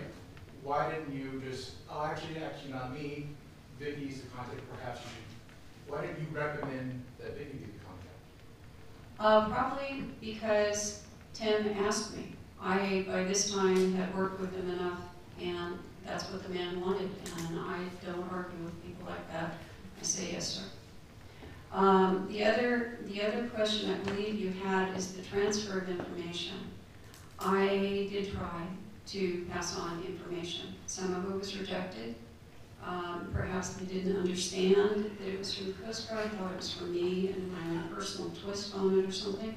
I did at one point, to be all fair, I tried to present to them what I was fairly certain the Coast Guard would approve. It was rejected. Fine. I don't care. I don't care. You guys submit what you want. But I have done everything possible. I have given all the, you know, the emails, the directives, the information, I have passed it on to all interested parties. That was done. Now, when things came out publicly, yeah, that was a little while later on a few things, but not that far. I'm aware of Tim's directives, and yes, they were published in the Moon, and that has to do with the Moon schedule. But those documents were delivered to the board. I even met with Bill Sargent at the POA, and he said that he had all of his questions answered, so I had no reason to think otherwise. All right, let's move on. I think we've kind of exhausted that topic. Can we call a 2-minute recess for bathroom break, or should I just leave the room? Let's give you 5 minutes to take care of your business.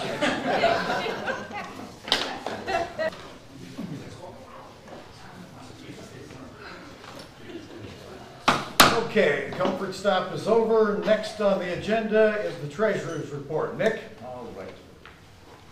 First off, there are copies of the profit and loss on the back table if anybody wishes copies of it. And it has changed from a monthly report to an accrual basis. It'll be through the year to date. And that the CPAs have said that makes an easier way of understanding our position. And they say they want to do it that way. And I said, good idea to me. Also, we have the check registry. I do not post that in back if anybody wants to see the check registry. One of the things we have changed is at times the checks were just put out, At times the checks were just put out or invoiced, just had a person's name in the bill. Jim now puts the invoice together, the check together, and explanations for every single penny that's being spent. And that is reviewed by 2 people, me and Jim, so that we know exactly what is being spent for every single check. The other thing I have is I asked for an annual statement and a listing of every one of our investments from the Oxbow Advisors, which I have. And if anybody wants to see that, that's available at the office, or I've got it here. It's about 5 pages long with all our investments.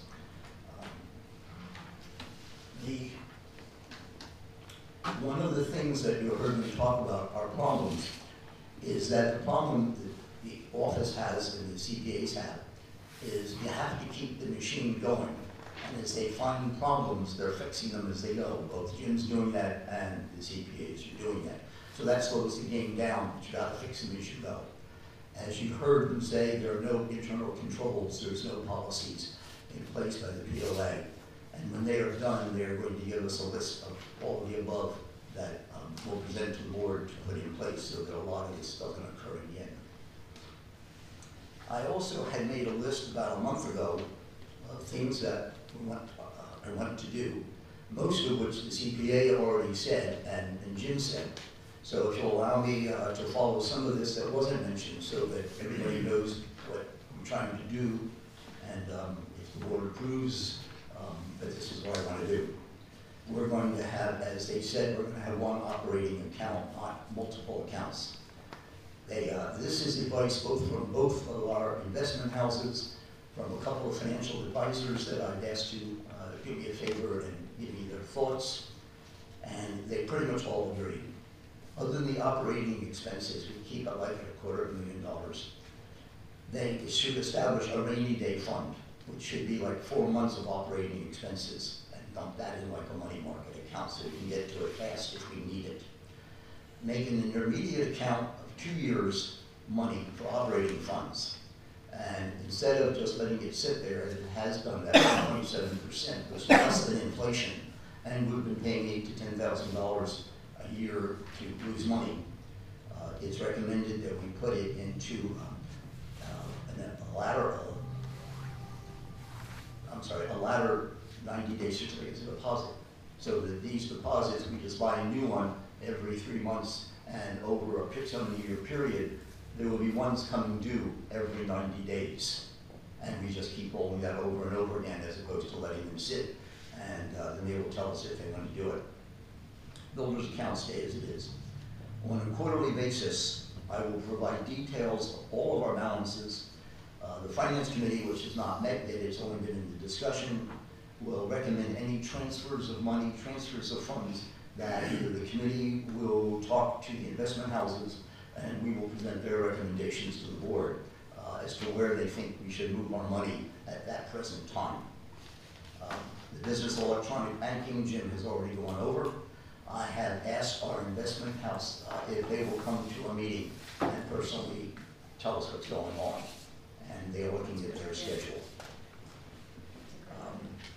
Other than that, the monthly things will continue as it is. And when the Finance Committee finally meets, because right now it's just been discussion of how to do what, when, then they will be here present getting their reports. I see a hand. Questions? Carter? I would like to hear the circumstances surrounding the Finance Committee and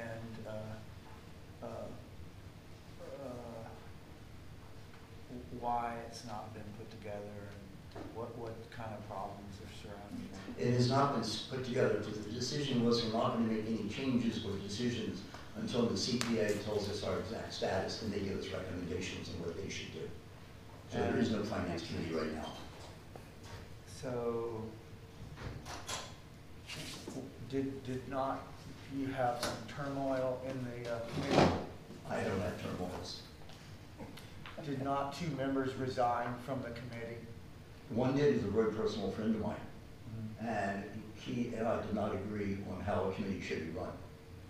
He is a good friend of mine, and another organization that I turned out, I suggested he take over in my place, which he has done, and I'm now his first president. So it was not turmoil. We decided we disagreed. He took over in one degree, I took over in the other degree. And what about the female CPA? With her, she violently objected to the audit.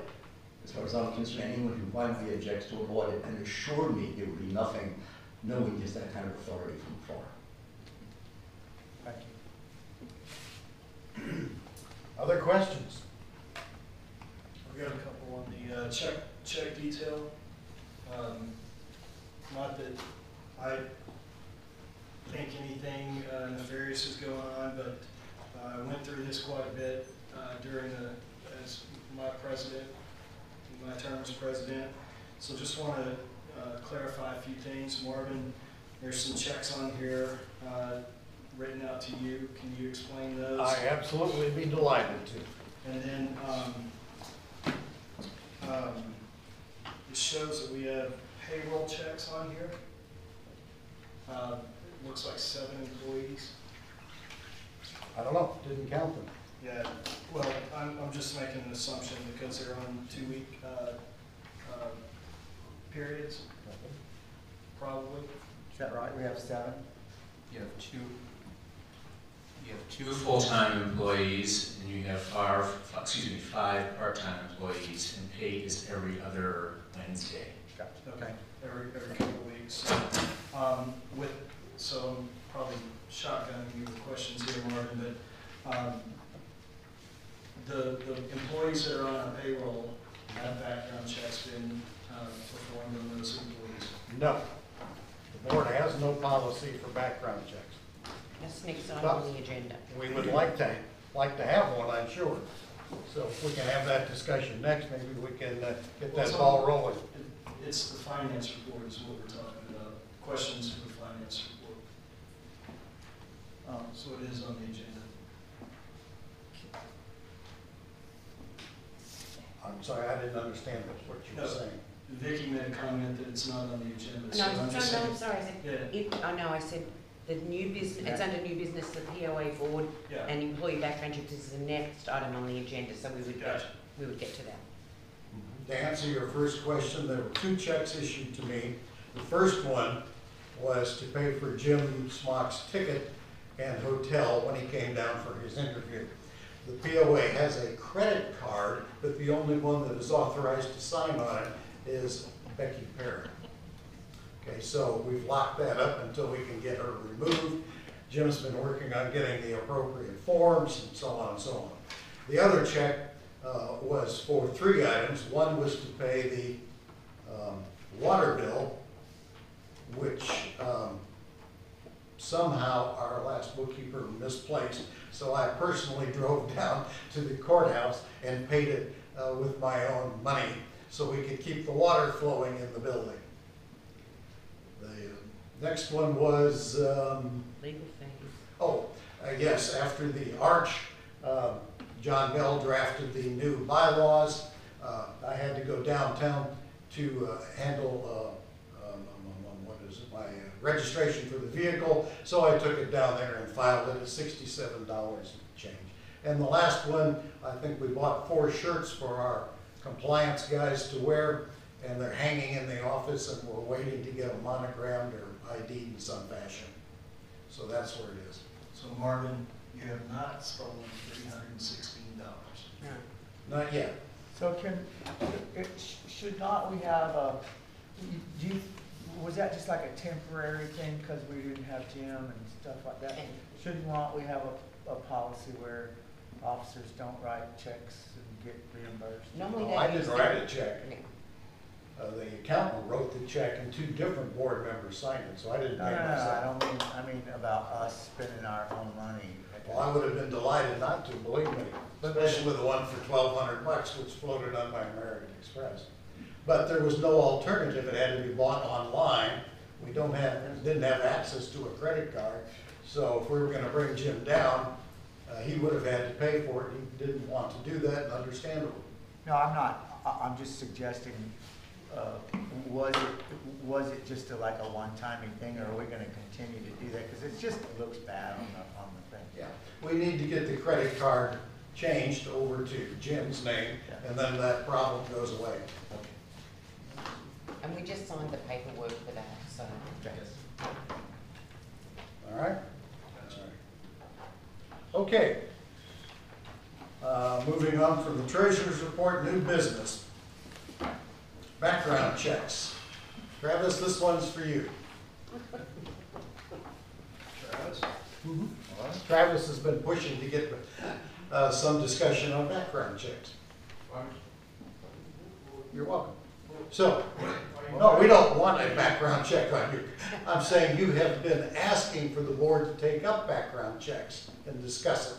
Well, thanks for identifying me. So you, sir, pretty much all of you. Yeah, we all want to talk about it. I was just thinking about me, I don't understand that. Well, you're just lucky. Well, yeah, well, thanks. I think we should be hiring people, especially with people with potential conflicts of interest. We don't want to be hiring criminals, pedophiles, whatever, to be working for our PIPOA, volunteering for our PIPOA. We don't want that, right? Thank you. Absolutely, I agree. Yeah. So let's open it up to the board discussion. There'll be no more discussion from the audience. Carter, you got anything to say about background checks? I'll just go down the line, that's why I asked. Well, can I come back? You can come back to you, sure. Ricky? Yeah, I think we need to have background checks. Now, it's my understanding, and correct me if I'm wrong, there are different levels of background checks that cost different amounts of money. I can see, I don't know if you want to tailor it, but anyone who has access to personnel files and personal information, and also certainly monetary access to the money to move it, to withdraw anything, if you can't withdraw, then they need a full and thorough background check, and anyone else needs just a general level background check. And I'm not an expert on it, but I just believe there are different levels. Marta? Sure. I think most of us being in business know that background checks are pretty routine, particularly if you handle money or you handle sensitive information like employee records, that type of thing. That is really just totally normal and acceptable. I also think the board should set a good example, and we should, because of what we do is so serious, and that I think all board members should have a background check as well. All right. I think all board members should have a background check as well. I think prospective candidates running for the board should submit to a background check. It'd be kind of silly to elect someone and then find out you have to remove them somehow for a bad background. Okay? All employees of the BOA should have a background check. And I'm gonna throw in the ACC committee, and here's why. The ACC committee grants permits to people to build for decks, docks, and fences. There's a lot of opportunity there for, I'm not saying anybody has, don't misunderstand me, I'm saying there's an opportunity for possible manipulation. How about compliance? Compliance are employees, they'd already qualify. So, let's do them all, let's do it right. And y'all are taking away everything by the time it gets to me. You can go next.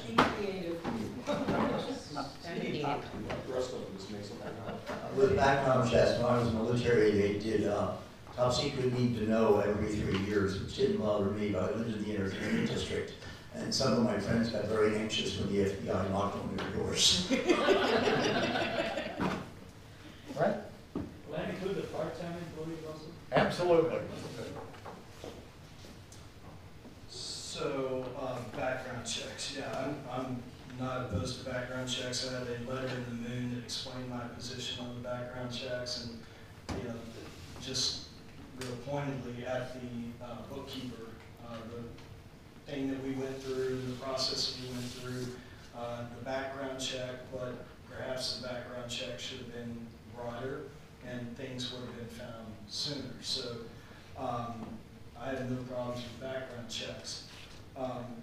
Marvin, one of the things you singled out Travis, but I find that interesting because Travis, and you may laugh, but Yeah, well, I picked on Travis because he has been asking for this to be on the agenda and discussed. That's the only reason. yeah, I heard you give that reason, but I look across the audience and I see probably at least 80% of the people that have demanded background checks, and then I look across this board, and at least It's just a most. It's just. Oh, were you guys gonna Being This wasn't. friendly to Travis, acknowledging his interest, that's all. Yeah, it I'm just was. saying, it's It's not picking on him, Brent, let's not make a mountain out of a molehill there. Okay, so there's several people, if I pointed them out, we wouldn't make that a mountain out of a molehill if I singled someone out in the audience and said that, right? So that's my point. The second thing is, you can't remove a board member now because of a failed background check, because of the arch vote. And that was one of the things that we talked about during that. So my stance on the background check is fine. If we're gonna do background checks, let's do them. Let's do them consistently and don't cherry pick which background checks. And if you're gonna do background checks, then do the background checks. You know, it's been a topic of discussion for over a year and a half. But again, like the parks, like the markers, all that, the policies, no policies in place. You're in charge of the policies and procedures.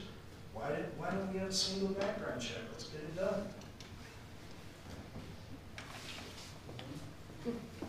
I have Anything no else, I'm fully support background checks. I do. I have them at work all the way up to federal, so I'm not worried about it. So I fully support it. No. Oh, yes. You want to go back to Carter? I'm concerned about who's going to interpret the information and what kind of stuff are you looking for? I mean, I have a background, you know. I also had a top secret clearance in the Navy for 5.5 years, and the FBI did knock on my mother's door and scared the bejesus out of her. What's going to disqualify you? Who's going to put the bar? What are you going to do with this information? Let's contract it out. Well, there's no bias from the board. Sorry. The board wouldn't do the background investigations, you'd have to hire a company to do that. Yeah, I think that's what I think. So, the question, just one at a time. Carter, would you restate your question, please? Who is going to interpret the background check? And who's going to place the bar of, well, this disqualifies somebody and that disqualifies somebody. And my second angle is, it's getting harder and harder to get people. I'm not suggesting that we get, criminals on the board or anything. I'm just saying we're adding another twist to wanting to be involved in the POA. And, frankly, even totally straight people don't want their dang background checked to do something like this. So we're lowering the amount of people that would be interested in helping us with this sort of thing. That has been my position all along. Thank you. Okay, in my experience, I think Carter brings up a really good point, which is the security of your information. Okay, that is not something to be disseminated. And if you use a professional company, they will advise us on what level is appropriate for the particular position of that person. Now, as Brent said, when you have a bookkeeper or somebody who handles money, you want a bigger, deeper investigation into their background. Other people, not so much, because they're not handling money. Okay, so it just varies. And usually what happens is you hire a company and you set those parameters ahead of time, which we would do with the board. The board would have input on that. And then we would figure out what those parameters are for each job or position. And then the person would go through the background check, and then after they didn't, we would not know why. We would just be given some kind of anonymous, that's normally how it happens. And they do that to preserve that person's. Now, the one thing I have seen is I had an employee in one of my medical practices that disagreed with her background. And so what I did is I set her up with a company. It turned out she had just gone through a bad divorce and her husband went bankrupt. And it appeared on their credit check that she had gone bankrupt, but she did not. It was her husband. So she was able to clarify that and give documentation. That changed everything, and she passed. But I didn't know about that. I just set her up with the company. They went and did it, and she chose to confide in me later that information. Why would a bankruptcy disallow somebody? It's a perfectly legal thing to do with what? When someone has serious financial problems, you don't want them handling a $6 million business because it was just a risk that the physicians in our practice, because we took in a lot of cash co-pays. So that was the decision they made. Every company makes their own decisions about the parameters. We would have full input into what parameters we're going to be comfortable with, what would be appropriate, versus whether you are a compliance officer or you're a bookkeeper who's taking cash payments and responsible for it. So that's what I'm saying is, yes, you would have to have the security of the information. So. Do you agree conceptually with lowering the pool of people that would want to be involved with us, either as an employee or as a board member or as whatever other umbrella by doing that? Okay, here's what I think. I don't think people have a problem overall with background checks. What I think people in this community are weary of is contentiousness and personal attacks. And that, I think that's driving more people away than, and I hope we stop. I really do. So I don't know, I don't think background checks, it's so normal in today's world. My guess is most people that we run into are gonna have had those anyway. Have we checked with any other POAs around the country? Do they do this? I can understand a bookkeeper or somebody handling money, that's, I mean, is it precedented? Can't answer that, haven't they? The interesting question. Have you ever heard it in management companies? I mean, with boards?